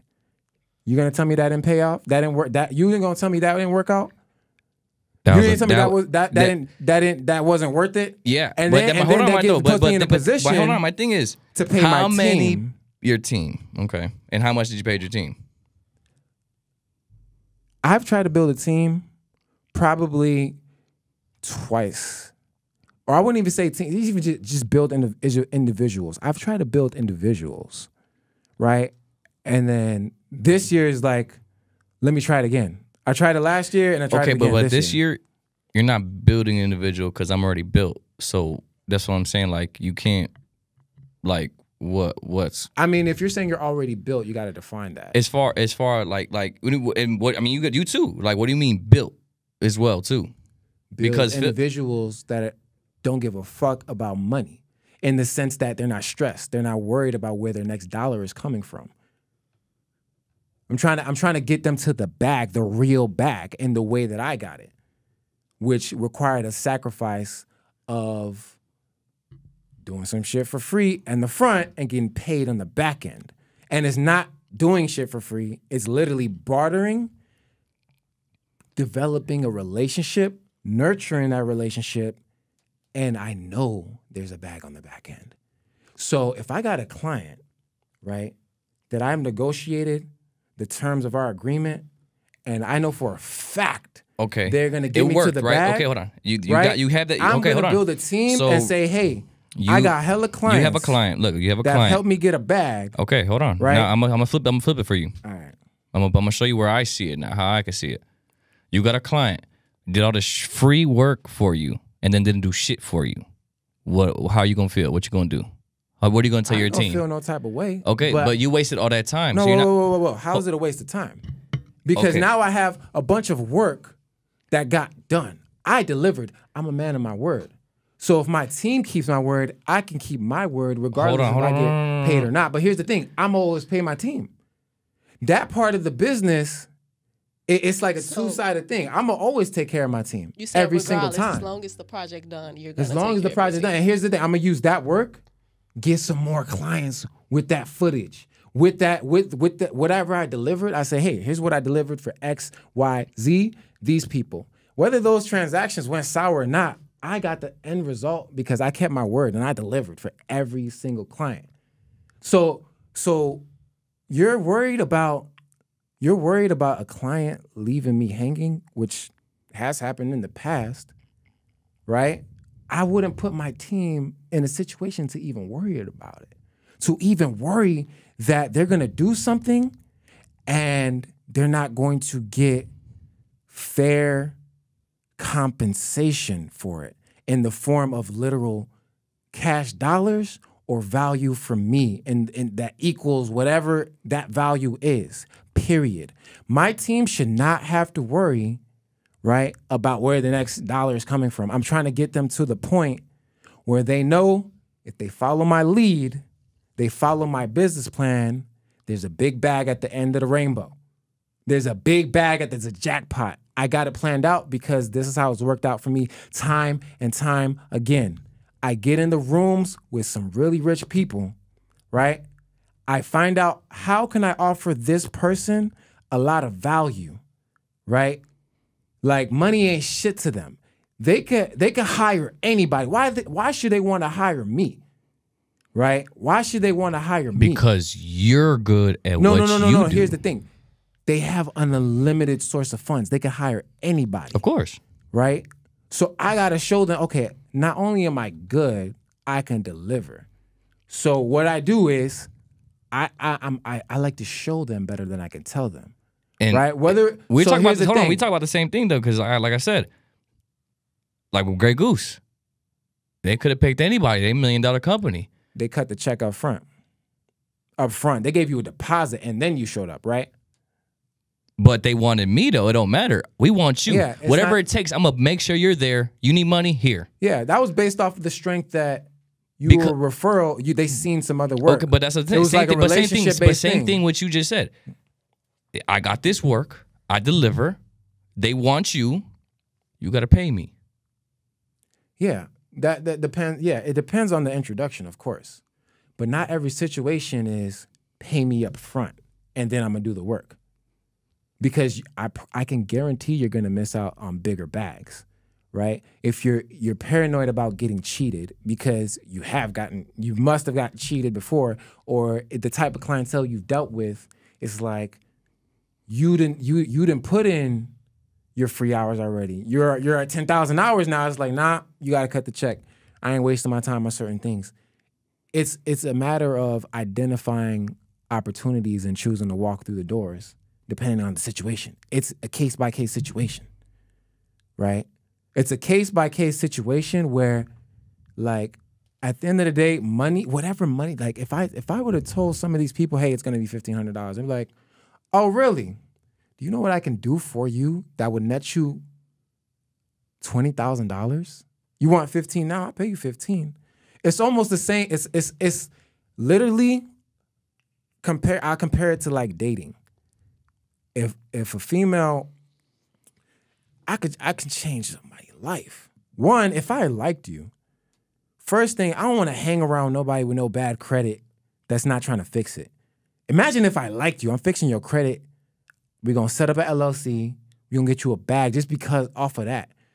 If you got the wrong approach, if you don't see the value I can bring to your life and you're stuck at some dead end job or whatever, if you don't recognize who you're dealing with, and then you start asking me for like all that fancy, you want to get wine and dine, fancy, like expensive ass dinner restaurants up front. That's what you was expecting. You know what I'm saying? Here's the thing. There's a time and a place, right? There's a time and a place and a way to get to know each other and develop a relationship to find out if there's a mutual interest, right? Things can start off in the friend zone. It don't matter. But if you were expecting all that hypothetical shit you see, all that superficial shit you see on the gram up front, You know how I can change your life? What you want, $400 steaks? Let's do it. And then let's get on with it. Cool. Like, don't waste my time. Like, I could pay for pussy. That's nothing. So it's the same shit. It's the same shit in business. If I could pay for it, what are you bringing to the table? You know what I mean? Like, you got to have something more than that. It's got to be like, at the end, it's got to be some sort of mutual exchange that's bigger than money, bigger than whatever dollar amount that you're getting out of the situation. That it just has something to do with being blind to what a real opportunity is and how to navigate it. It's almost like a finesse. Like, here, I'm gonna do this, because this person says he can do this for me. I ain't worried about him not. Well, it's keeping not a his word, finesse. It's a hope. Hope for what? That you deliver. And that's you would only be concerned if somebody didn't deliver if they were showing you, if they didn't lay everything out. I mean, on you the could table. lay it all out. If they weren't transparent in the beginning. My thing is, someone could lay it all out and show me a fucking $1 million on a table. If that $1 million not my bank account, it's a hope. You know what I'm saying? Like, no, hope. You're saying hope, like hope that they take care of you in the end. That's why I said earlier, you got cheated. You got cheated earlier. So hope that you're not wasting your time. It's a risk for you to waste your time. You don't want to waste your time and get burned by a client. That's part of taking risk or not taking risk. I take some uncomfortable risks to get where I'm at. I can't explain that to somebody else. I can't tell you, hey, I just paid buddy so-and-so and did XYZ for him, and I know it's going to pay off. I had no choice but to believe that it was going to pay off. There's situations in life that you're going to be in those situations, and you're going to miss out on a lot of bags if you're just like, no, I know my price. I'm not doing anything outside of one business model. That's one business plan, right? It's not the most scalable. I can express to you ways that I've made money that it did not start off with getting paid up front. Year after year after year. But you didn't have to worry about that. What do you mean I didn't have to worry about that? Because you have business funding. You don't No. I'm talking before I even knew what credit was. Okay, but that like before I even my biggest checks, before credit, I only had I barely had credit. See, that's the assumption. You're making that it was always this way. I'm saying year after year after year for the last 10 years, what I did in the beginning, right? My big homie, right? I was just shooting. I charged him the very first day. I charged him for a little event he was doing, right? I was like, okay. He's like, cool, man. Like, and then he put me in touch with Puma. He put me in touch with some really rich people, right? So the very first day, I charged him. He talked to me. He's like, hey, this can go two different ways. People don't get to me. I'm like a ghost. I'm mythical. I got so many powerful connections, and I seen it with my own eyes, the type of connection he was. I was like, yeah, I heard about it. But here's the thing. You keep on saying all these stories, and it's like, there's dime of a dozen stories. No. This is consistent in my life. This is consistent. You, dime of a dozen. You're the dime, my guy. So I'm not understanding. You like you just said, oh, I'm a ghost. Motherfuckers can't get to me. You the dime. You the dime out of the dozen. You was able to get to him. I can't call him and get to him right now. Talanda can't call his ass and get to him right now. If I develop these relationships with all these ghosts, and okay, cool, I'm the guy you get to talk to the ghost. If I'm building a team, I'm gonna put that team in the same room as these people that's hard to get to. Does that make sense? I mean, it does. Yes and no, it does, but it hasn't happened yet. So it's like it hasn't happened yet. We just getting started. I mean, shit, when people mess with me, I'm just saying, like, when I tell someone something's gonna get done, it's gonna get done. Like, I told someone they was gonna be on set with Polo G, they was on set with Polo G. Like, I don't play when I say shit's gonna happen, and I tell them when it's gonna happen, how it's gonna happen, because that's how I come. So it's like, again, you could say everything. Everything's a facade until it happens. I agree with that. Everything. I agree with that. And it's like. And it sounds like just both of you all's mindset. You're thinking like he said, you're the company, you are the business. So that's why you need a payment up front, because you're doing everything, versus he's thinking like he have a team that's doing this and I'm going to make sure everybody get paid. That sounds like the difference between the two. He's doing everything himself. So he's like, money first. Yeah, you're and like- I it's like I understand why you're money first. It's like it's down to I got bills I need to pay. I Yes. got a house. I Yeah. got cars. I got yeah, cards. Business Yeah. cards need to be paid. I got a Yeah. life. and it's just like we have the same problems. Yeah, we do and don't at the same time. No. We have the same exact problems because if we were to Okay, put yeah, both yeah. of our bills on We- the we- screen, yeah, you're gonna see. You're gonna money, I'll see. see dollars. We'll see the No, same no, shit. no. Look, We're gonna see like you're gonna see. Let's say just hypothetically, if all your bills, this is 1,000,000% hypothetically. I don't even want to bring numbers into it, right? But if all your bills was 5,000, right, and you got to bring all the clients coming in, you gotta charge first. You're working. You are the business. You're overwhelmed. You're overworked. There's never enough hours in a day. And you're doing everything you can. Burnout is a real thing if you want to admit it or not. But you haven't reached that point of burnout like I have yet. That's why you're on grind mode. You're on grind mode. I've been in that position before. Didn't like it. What I've learned from that situation, cool. Your bills are only going to get more. They're just gonna increase. The amount of workload you're dealing with, it could stay the same or it can increase. And things can slow down. But one thing is that for a fact, your bills are going to increase. So I feel like people's perception, if you make the wrong assumption that I don't have to worry about bills because I have business funding, yeah, I literally told you I made a decision not to stress about it. I made a decision not to worry about it, but it's still concerning. It's like, damn, I always got to problem solve. I got to figure out new solutions because I realized there's a whole burnout over here. Me being the business and not the business owner, that's not going to work out. I need to build a team. I have no choice but to build a team because of the situation. My bills aren't shrinking. They're getting bigger and bigger and bigger and bigger and bigger, right? So I would never compare bills with somebody. That would be hilarious. We'd be laughing for days if we literally posted both of our bills on the screen because like the more a person appears to have, whether it's material items or lifestyle, it's like the more bills he obviously has. So okay, that's the wide angle. We still good. Oh, I can swap out the battery. We can take a little break. But at the end of the day, it's like if bills are frustrating at 5, they're still going to be frustrating at 20. We build a team.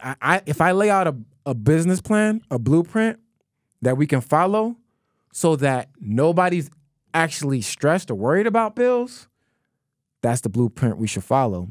It might not make sense. okay, It might not so make sense up front. what- It might not seem like it's paying up front, but it's a long-term play. So what? We both being honest and transparent. So What's the it's a first action to the conversation. blueprint, or what's like, what would Like what give is him the confidence what, in yeah, your you know what I'm saying? word? What is the blueprint outside of doing work you already done shot that you should have been done? The blueprint is delivered for these people. Okay, did you not hear my question? You said what is the What's the blueprint besides outside of all this work that you did not get done? outside of that? Yes. Okay. Outside of Because that. all I'm telling you from what I see is, like I said, I'm only going to see it one way. It's a facade until it changes. Okay. Do your work until it changes. Okay. So what I'll say is this, the blueprint, because I obviously have to deliver something in the meantime to feed everybody, to keep everybody not working entirely for free or something, right? Is that what you're saying? Like, what's in it for me right now up front? That's what I'm interpreting, right? Because I laid out one business plan, but you're saying besides that business plan you laid out that worked for you, it works for you, but... No, because I'm telling you, it doesn't work for you. I'm saying how it looks like looks like we're doing your work that you didn't get done that you could have done yourself. I'm telling you for But a it's fact. not- Wait. I'm telling you for a fact. I know me. You could probably get it all done yourself. Hit the screen again.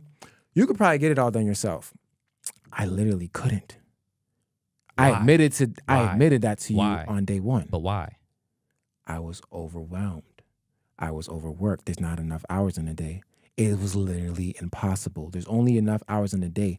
Even if I sat up all night, my laptop can only edit so fast. My software can only go so fast. The loading times, the research, the mental bandwidth.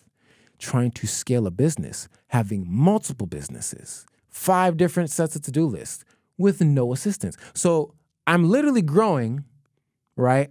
I try and build a team. It fails, cool. But damn, out of group. But now I got more work to do. I got to double check their work. You haven't got to a point. You haven't got to a point of burnout. That's the God honest truth. You haven't got to a point. You still got where it's called stamina or testosterone, or just you're young. You're almost at your peak, in a sense of literal, like you're on your grind. Nothing can really stop you right now. At the end, I've reached that point. So you're saying, why haven't you got it done? That was your fault. That's your responsibility. I mean, I'm not. Like I said, I feel like that if you reach that point, that's a mental point. That's you. No, it's not mental. It's also physical. You're saying it's my problem to deal with? I'm saying, you say you reached that point, but I've hit a ceiling of everything I could do on my own. I don't know. I feel like there is no ceiling of everything you can do on your own. And that's why I love making sure conversations like these are recorded. We're going to look at the comment section. You know what I mean? And it's not in a sense that people are going to judge us, but we're going to have people giving their 2 cents on what's realistic and what's not. You know? Like, I can say what works for me, and I can make certain guarantees of what I could help people with. But if they don't see the vision, because you're saying what it looks like, you just said out loud, like, what it looks like. Because it's all speaking. You want me to believe on someone's words, even though word is bond, but it's like it can only go so far, especially when you've been through so much. Yeah. So it's like it's either But here's the thing: I never wanted you to believe my clients' words. Nothing about my clients. I wanted you to believe me and the vision. But my thing is, you can't exclude that because technically your clients is the vision. No, that's not. I got a bigger picture than that. Oh, okay. Edit for them and then shop it somewhere else. No. Literally. What is it? The bigger vision. What is it? I told you guys, and this is recorded too. I did tell you guys, got a VIP list. We delivering for them. Cool. They start paying whatever I tell them to pay. Other than that, I'm still on the fuck these clients. I don't VIP or not. I want to focus on building us up. So the only thing that we got to do on a daily basis is pick what car we want to drive, go for a joyride, enjoy our day, enjoy life, live, breathe fresh air, and we got editors under us. Get us to a point where we got so much business funding, we got income coming in from the ebooks, the mentorship. We're building our own thing, right? We're building our own thing, but we gotta set what the standard is before we even outsource anything, right? So the grand vision, I said it from the beginning, get us all 6 figures in business funding. That shit not happening overnight. So when you're saying, well, what's happening in the meantime? It's like, well, did you send out that letter we printed? You know, if you haven't, why? And is that under my control or that's a 2-way street, right? And outside of that, what else can we do? All right, cool. I realize I'm not perfect. I think one thing I deeply regret, I may have said it, I'm gonna check the recording, but I may have started that meeting saying off, I'm not perfect. And if I didn't start that meeting off saying I wasn't perfect, I should have spent 20 minutes explaining y'all I'm not perfect. And I'm gonna watch the footage when I get home because I recorded that whole first meeting. I was like, I know I'm not perfect. So when it comes to when it comes to like me following up on y'all to make sure y'all doing what y'all got to do to get the 6 figures in business funding to set y'all free, it's like I'm not perfect in that aspect. It's hard for me to follow up on every single body. So I came to the conclusion I'm gonna have weekly calls. Whoever shows up, man, they're gonna have to. This is a sacrifice they're gonna have to make. They have to show up on certain days. That was one of the reasons I said, hey, are these 2 days good for us? Because if we don't show up on certain days, that's a two-way street. That's a two-way street. I can't recall one day where it's like we're not even gonna point fingers. It's just like at the end of the day, we gotta show up.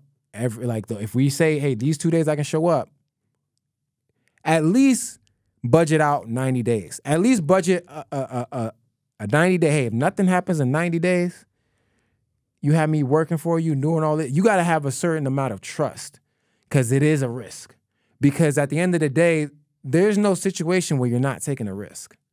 I can promise you that. This is a risk. My business plan is a risk.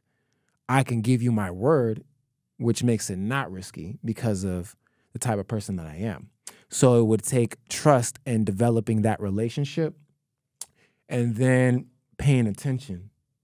Just paying attention to my actions, paying attention to how I operate, how I move, and then see how it goes. But at least have a timeline. But it can't be credit don't get fixed in 1 month. You can't get you can get funding in 1 month, but I gotta really get on this podcast and break down stuff that a lot of people have this assumption about how business funding works. And there's a lot of ads out there saying, hey, in like 7 days, we can get you $250,000. Man, let's say we apply for everything in 1 day. Like, these bankers might decide, hey, we want to take 3 weeks to send you the closing documents for that line of credit.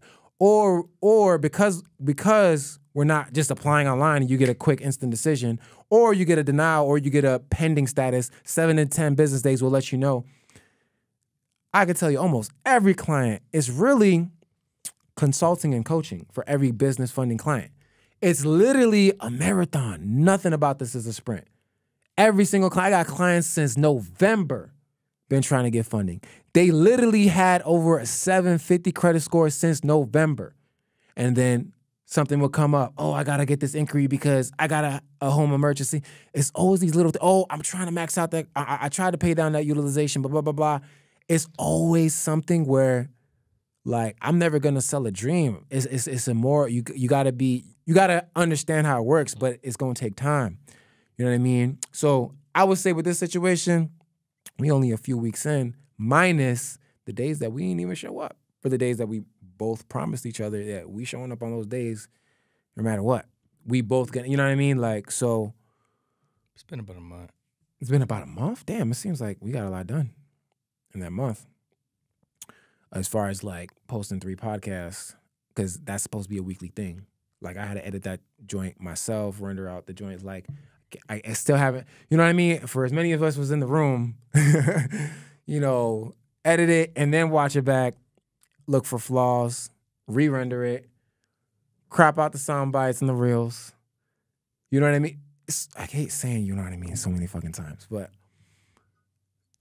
stuff I need a second brain for that we can collaborate more often.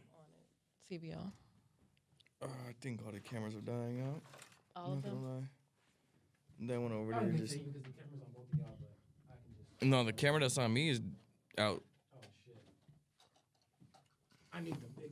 What was your question, Talanda? My bad. What would be your time frame on everything? As far as what? Just creating a team and getting your business funding and seeing the results that you want to see realistically for you. I guess what you want to say, what is my time frame? Yeah, because I mean, we know that it's not a, yeah. I don't know. In your time here.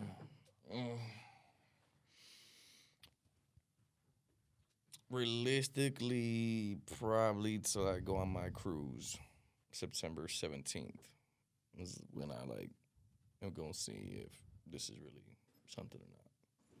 So that's what, 2 months about? Like, Yeah, about 2 months. So I say part of all of this would be, oh snap, that was loud. So part of it is being fully transparent. A lot of it is understanding each other's timelines, because when things are moving along slow, I understand things are an emergency, for everybody with everybody's individual situation. I got one of my clients right now, been trying to get him funded since December. He did what he had to do. He listened. But like I said, certain things outside of my control. So I did come up with a solution, like I said, weekly calls that's dedicated to the business funding. Weekly calls that's dedicated to actually. Do you recall me suggesting that earlier, weeks ago? Or the first meeting? Talonda, do you recall? Or we just had that conversation? I think we had that conversation. Okay, we had that conversation where it's just like, I implied like, okay, cool. We got days during the week that we're doing content. On the weekend, we get some lifestyle content. We live a little bit, but there has to be a day where it's like literal, like answering any questions you got in relates to finance, funding, getting y'all to the bag, where it's like your undivided attention. I do want to say something real quick, kind of like outside of that. As far as the getting content stuff, if we're going to get content, it needs to be we, not you. Did I say you? Or wait, did I say I or we? What did I just say? No, it doesn't matter what you said. It's how it looked. Because when we were getting content that day, it looked like we were just getting content of you. Mm-hmm. You know what I'm saying? It's not how it's supposed to be that. It's supposed to be all of us. Mm-hmm. So I just want to put that out there in the air. When there's days we're getting content, we all need to look fire, not just you. Because I'm not going to sit, if it's content for us and it's building for us, I'm not going to sit here, make you look like Batman couple and I'm the cameraman in the back. No. You feel me? We all Batman couple at the end of the day. Yeah, and that's ultimately what that was a vision I laid out. Hold on. So ultimately, that was the vision that I laid out, where delete kings. It's like we equals. Like that day, wanted to shoot. That day, you could probably. We don't have that day. How many pictures did I get?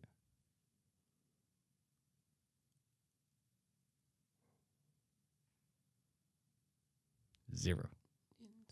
Okay. And I took photos of her. Uh-huh. Leo was taking photos of me, and he sucked, and then we couldn't get the right angle. But then I'm over here doing the drone shots for you to make, make that shit look good. And I caught that vibe, but when we go back to, let's say we go back to the spreadsheet, right, and what I wrote down, the honest to God truth, my vision was, you're the best with the camera, period. Not to have you be, the dedicated cameraman, but we both gotta trade turns, filming each other, getting the content, right? The vision that I had for that day was, I'm gonna interview Talonda and get the reaction video, right? We got content with your reaction. Wait, we got content with your reaction. That's its own separate vlog. So we got your reaction to the vet. We got your reaction. That's one vlog, okay. And then the next vlog that was I understand what you're saying, but you ain't tell me that. Oh, we're gonna do this to get this reaction of that. There was no plan. It made it seem like I was just making all this shit for you. You feel me? It's what it seemed like, but so it needs to be said. Hey, the content we're getting today is Talonda's reaction to the Corvette. Not, we're finna get some content today. That means we all finna look good. But Ty over there looking good. Communication is... So it's like, whatever content we're getting, it needs to be known what exactly content is getting because it needs to be known. Because then again, like I said, if I'd have brought somebody just so that they could they'd have been like, oh, you just sitting here filming, bro? You just doing so yeah. That's. I'm glad you addressed that, because I had that situation happened to me in the past when I literally flew somebody down to film me. And then they threw a fit. They was like, bro, I ain't no cameraman. I literally flew you down because I can't film myself. It was the weirdest shit ever. Well, I mean, you told him that, right? I literally bought a ticket for him, flew him down, and I told him exactly what the game plan was. You're just gonna be filming me. I need me filmed. I need me filmed. Okay, then that's on him because you communicated with him. You communicated, hey, I need me filmed, and he feels some type of way. I'm gonna show you some footage though. I am gonna show you some footage though. When you were on the way, I was like, like that. How that day went, I called Leo. I was like, hey, I'm about to get some new tires, and it's probably the last opportunity I get to do some burnouts in this car. I'm filming a video, no matter what. It's hot as fuck outside. You pulling up? Okay, cool. Oh, man, Talana, she got this open house, whatever. She's an hour away. I went to the store. Let me grab another camera really quick while she come. I think CVO says he's free around 6. Either way, I got to get this shit done. You said you pulling up. Oh, thank God, because I ain't trying to have the drone just stay in one place. In my head, you want to go back to, it goes back to me saying I'm not perfect. Like in my head, right? I kind of laid it out like, I said, what up, bro? Hey, I'm shooting content today. It's like we're supposed to be shooting the podcast. Whatever you're supposed to do inside, be indoors. That day, I was like, hey, I had this last opportunity. I need to shoot content in my car. I need help. Could you hold the camera? In my head, I did lay it out, but I did lay it out. Like I can't shoot all this stuff myself. I was going to, but I did need help. In that situation, I did need help to shoot a fly-ass video from the person that I trust the most to hold the camera. He's gonna get all the right angles with all the right enthusiasm, and you're not gonna miss an angle. You just, even without me putting the correct settings on the drone, I threw the drone controller in your hand, right? Just knowing, like, I just assumed, I knew, like, man, he gonna figure it out. It's not an easy situation. It seems like I'm rushing things because I explained earlier. I feel like the cops are on the way. Just because I was parked in front of the water, the cops are on the way. And I'm blocking, like, or somebody just ran. I'm just like, I don't have enough time. Somebody's gonna say they have to go soon. I just know what she had to get out, she had to dip. Didn't you have to go? I already knew that was gonna happen. I got a phone call that interrupted me. That phone call I shouldn't have picked up. Fucked up everything. That phone call was like, that turned into a 2-hour conversation. I knew time was so limited. That's why I felt like I was rushing, because I have that experience already. I know the sun is going down. I'm gonna get as many shots as I can. On top of that, my delusional ass thought I was gonna make it to Firestone on time to drop the car off overnight. I'm always like I'm always overestimating what I can accomplish in one day. So in my head, I had so much going on that day. I wanted to get everybody's reaction. I got yours. I filmed that, documented that. He ain't even really whipping this motherfucker. That shit hit. So one of the things that's kind of on our to-do list, like, let's say I haven't added my exotic car company has a client on our to-do list yet, but that's on the to-do list. I'm gonna have my homie said he was gonna pull up just to assist with the podcast. I'm gonna try to have him be the photographer person, but you, like the B-roll king, like cameraman, like, I never had like a cameraman of my own type shit, like, to really get me, you know what I mean? I'm always filming this shit. So I really wanna have you do all this shit for the crazy content. Like, at least even if you don't edit everything, at least shoot the shit that I know is fucking stabilized and fucking, you know what I mean? No, yeah. Got footage, boom. Now it's Talana's turn. I'm gonna get her reaction. Cool. So it can't be a situation where I'm the only person shining. I don't want to appear that way. It will be situations where we got the camera on each other. Like, we both need our cameras out. You know what I'm saying? And I'm glad you got that footage of when it was doing photo shoots of her. You know, in the car, boom, boom, snap, and I was like upset. I was ready to give up. I was like, my camera wasn't even recording. I was literally mentally dealing with that on top of everything. I was like, fuck, we got to redo that. I'm brainstorming. I'm like directing now. You done pulled up. You're like, I ain't got time to pout. Like, you pulled up. Let's get this done already. You know what I'm saying? So battery down. I'm trying to think. It's a lot going on in my head. So for me to explicitly say, hey, make me look like Bam Man right now, to me, it's like what's understood ain't got to be explained sometimes. It's like we got to make each other look fly, and we got to take turns. You know what I mean? I don't want to be out here looking like food or like I'm the only person winning. That's why I was like, we all got to get to the business funding as soon as possible, because I know what it's going to look like. I know what it's going to look like, or what people are going to assume, because I like, not only it was more than one people I flew down to Miami. The other person had the audacity to ask me, how much do I make? He had, how much do you have? Bitch, what the fuck is going on right now? You literally we agreed to a price. I flew you down here. It's your first time on a fucking plane, first time in Miami, first time in a fucking Uber. And I put you in first time in a fucking Cullinan, putting you in a room with fucking millionaires, and you're pocket watching me, and you're regretting that you accepted a certain price point.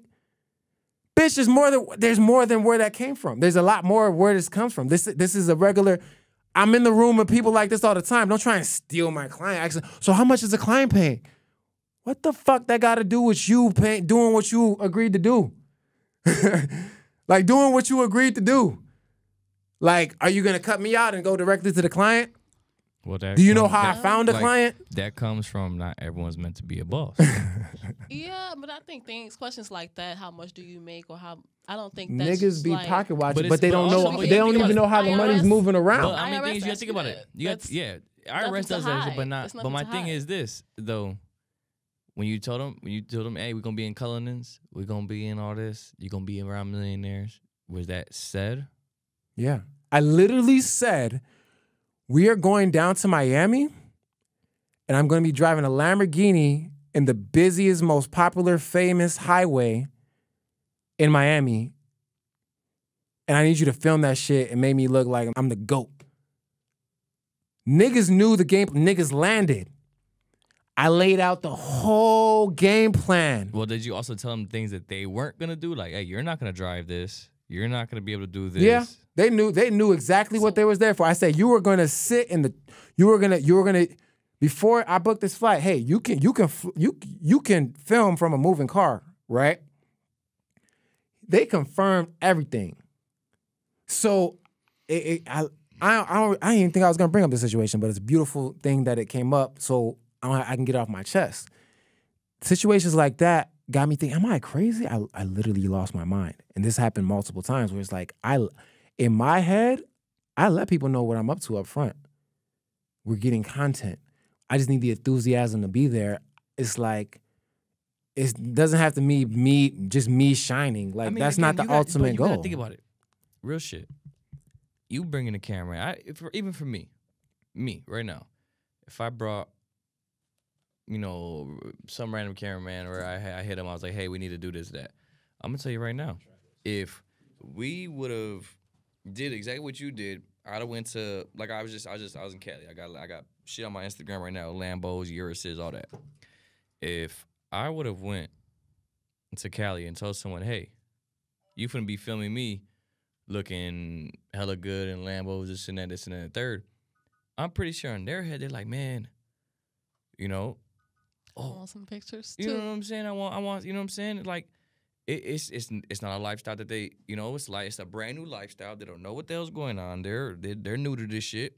And it's like, oh, well, if you could get this Lambo, you can get this Cullinan. This Cullinan costs this much. This Lambo costs this much. That means you could pay a little bit more for my services, because when people see these nice things and see things like this, they do pocket watch, They're like, man, they want some of that because they ain't never touched that. So you're like, I'm right here, but exactly, you know what I'm saying? So, and it's like, with them, I'm pretty sure there are definitely times where it's like, oh, I can't do that. I can't get that. But I want that. So I need to do whatever it needs to so I can get there or whatever this, day, and the third. See, I don't think that's fair because it's like that comes down to like the pocket watching situation where it's like you don't know what's really going on. I could put you in a room with millionaires, Cullinans, and Lamborghinis.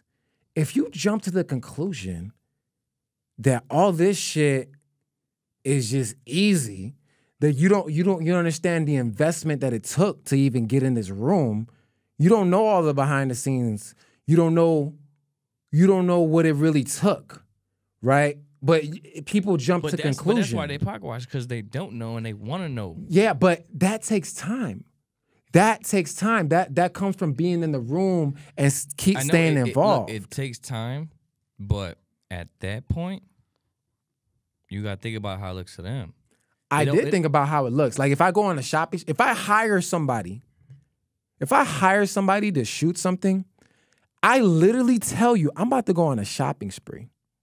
I need you to film this. Right? If you agree to the price to film somebody going on a shopping spree, right? And he spends X amount of dollars, right? Let's say he just, I didn't know he was going to spend that much. Oh, what the fuck, man, damn, why the fuck I agreed to that? Yo, are you then going to are you going to renege on your original agreement? As far as me, no. If we agree on a price, we shake on a price. If that price that's is $500, the principle of it. Yeah. It ends at that, right? But I know that, but that's again, that's as an individual.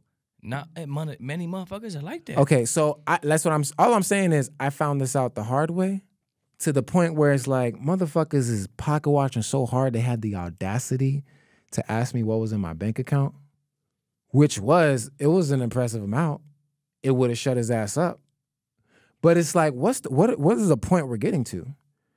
Yeah, you obviously want to get paid first, but this is an audition, motherfucker. This is an audition. Like, if you want to be in the rooms more often, like, I'm obviously connected, but it's like you're trying to just skip all the building of a relationship and develop that trust, like, because at the end of the day, how do I know this person's just not trying to steal all my clients or just go around me or because they can't, because they're not you. No, they'll try though, and they'll make me look stupid. Like, hey, your boy acting a fool, right? Or, oh man, your boy who was part of your team, I trusted him with some work, but he failed. He didn't deliver. What's up? And it looks bad on my name. If I'm connecting you to an elite, the ghost, like, are you gonna wait your turn? Mm-hmm. Like I had to wait.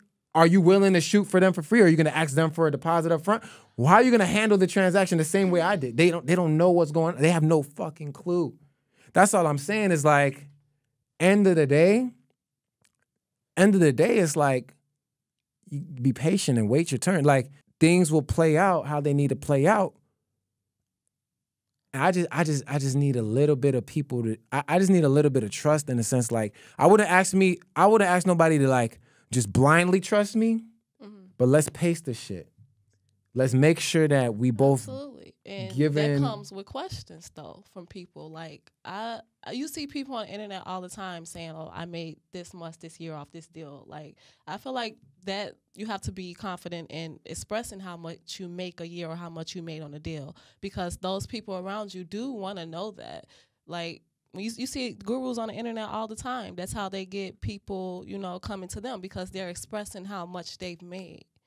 That is true. That is true. A lot of people make money off of just showing that they appear to have a lot of money. Mm-hmm. So, okay, if you hire somebody, how you say appear, I mean, excluding them. How are you going to show us? How am I going to show you? You feel me? Like how they're showing us, like, oh, I made this and you can too. That's literally the shit that takes time. Like when I say, hey, stop everything we're doing, let's get these inquiries off, we're going to get to the back. That was, to me, that was me showing y'all, like, nah, this is how it's gonna get done. This is step number 1. Like, I want to see a flawless report. If it's not flawless, you're not ready. It's part of, like any sort of training, like practice. This is practice. We practicing right now. We not at the championship just yet, but I can promise you, based on my experience, based on every conversation that I had with every one of these bankers, this is what they want to see. Literally, got a denial. It's still gonna get overturned, but we got a temporary denial because of 6 increase. What the hell? Like, it's literally that petty. These bankers are petty, so I'm gonna be petty. I'm like, yo, we gonna start off with the inquiries, or we gonna start any negative accounts. We gonna do X, Y, Z. If you don't want my team to take over it, then if you want to do the grunt work, cool. You can do it too, but I'd rather just have my team take care of it and then hold me accountable if you don't see a change in 90 days, if you don't see any improvement in 90 days. But it's still going. It's a marathon, bro. So at the end of the day, it's like, how am I gonna show? I'm gonna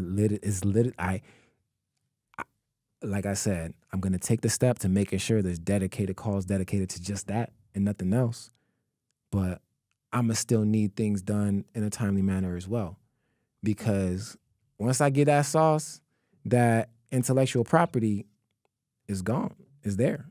You got it. You ain't pay $1 for it. So it's like, if I'm waiting on a little small clip, a little small video, if you like, if it's taking forever for whatever reason, it's like, all right. So it's like it's like a mirror. It's like, well, whatever I'm helping him out, I already told him it's gonna take time, but like the stuff that I need urgently from him for the fair exchange is like, he's taking his time. That's what it would be perceived. I think you want me to like think about it like this. You want someone, hey, this is gonna work. It's gonna take time, but I need this right now. It's like, again, you want me to do right now things and hope for something that's gonna work. Based on the said, like, it works. Whatever you're saying, it ain't work on my shit. It ain't happened to me. Yeah. So, yeah, but that's what I said. It's a facade until it happens. Okay. But I'm telling you, that's all part of it. It's like you got to willing to sacrifice. I know, but the trust. You got to jump off the cliff. If you're gonna reserve that trust. But my thing is, as far as that, if I know there's more that can be done and other stuff that can be done, I expect it to be done, even if it's the littlest fucking thing. Especially if I give you one piece. If I give you 3 pieces, step 1, I need more steps then. You know what I'm saying? Each piece of content, I need another piece of something type shit. Like the art of the barter. The art of the barter. We gonna end it off right there at the end of the day. This was a beautiful conversation at the end of the day. The cameras died on us, whatever. We directing this. The other person that was supposed to show up with his camera and help with this didn't show up. But it's all good. At the end of the day, like y'all to like and subscribe to all that good stuff. You already know where y'all can follow us. I keep repeating it every episode, but links in the description. And I got a lot off my chest on this podcast, being extremely vulnerable. And we had a very transparent conversation about some real life stuff. So moving forward, I really want to document everything. I want to document everything so the world can witness how we grow this thing. I believe in it wholeheartedly. Like I said, I don't have a choice but to build a team. Damn near, I'm hiring. You know what I'm saying? I might put the link to the application in the description, because part of being a boss is part of, sometimes you got to take a loss. Sometimes you got to just keep hiring till you find the right people, or find the right people that's willing to sacrifice or invest with you equally. You know what I mean? It's an equal exchange at the end of the day. So I feel like we got something strong here that is going to work out. Only time will tell, but it's a give and take. It's a give and take, and just a matter of everybody keeping their word on what we say we're going to deliver. So y'all witnessing it. Like and subscribe, all that good stuff. CVO Films, Empress Bay 850, Delete King 850. See you on the next one. Peace. Bye.